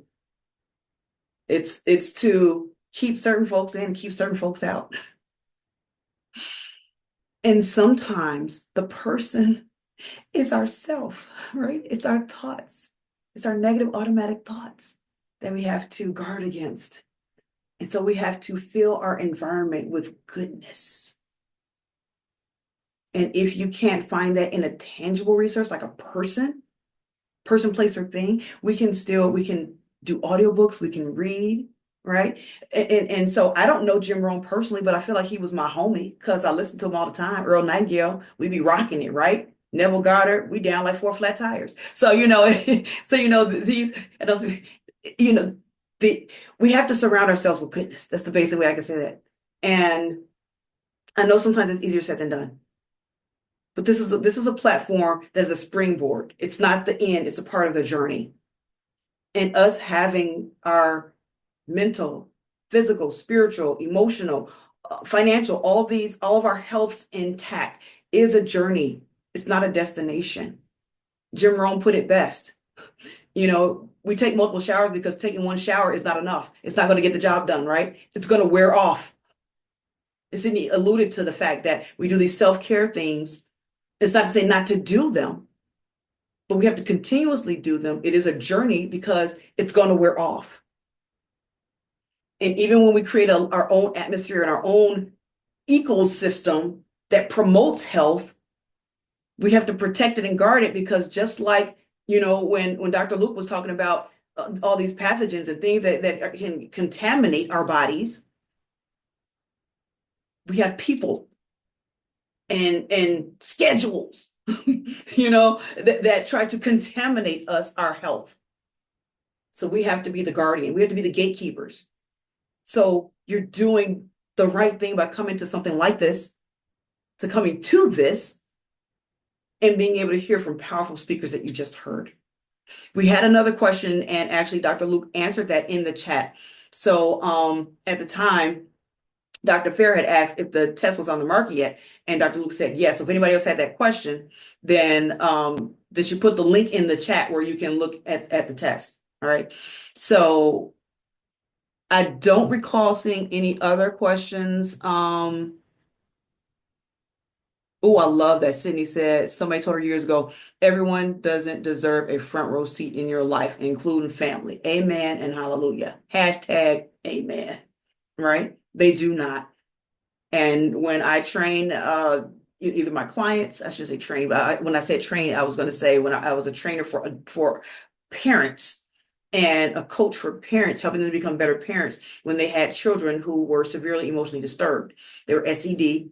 As a licensed mental health therapist, which I still am, and I would train the parents, and now I put this in package it into my coaching services, and I tell folks, listen, everybody doesn't deserve your energy. Every person's action towards you or thoughts towards you or words towards you does not deserve your response. You get to choose, right? You get to choose. All right. So, and you all change is an acronym. We get to choose a change. Change is an acronym. Choose happiness and never give excuses. So choose happiness, choose joy. And if folks are not bringing that to you, and then change who you're with. And if you're not bringing it to yourself, because people can bring all they want, but if we don't have that inside of us, already cultivating an environment in our temple of joy, that's hard for other joy to penetrate. So, all right, you all, I am super excited that each and every one of you all were able to make it out here today. For those of you all, hashtag replay. And I'm just so excited for you guys to be able to watch this and see this. And let's see, so said, oh, yes. And you know what? So the survey, I know I put it up quickly before the closed caption. So let me see if I can get rid of my closed caption now, and I will put it back up. So let's see. Let's get rid of, let's see, well, let me turn it off now. Let's see. Okay, so now it's asking me about settings, but it's not letting me turn on. Yeah, okay, you all. So I know I told you. Okay, boom, there we go. All right, cool beans. So now let's go ahead. I'm going to put that up. So when your browser closes out, you will see the survey. But if it does not pop up for you, please, please, please make sure that you check out the survey. And pull this back up here. All right, so here's the survey, you guys. So that way you can have your thoughts known to us, because I look at each and every one of these surveys. We look at each and every one of these surveys and we go through it and we analyze it, because we want to make sure that each year that we get better and better and better. Or as I like to say, gooder, gooder, and gooder, right? So we want to get gooder and gooder. We want to get better and better with each one. And so we want to know if there's something else that you want to see next go round, or any programming that we'll have later in the year. What is it we want to hear from you? You matter. So we thank you all so much. Screenshot it if you need to. I'm going to pull it down now. We want to thank you all so, so much for making time for yourself to pour into you.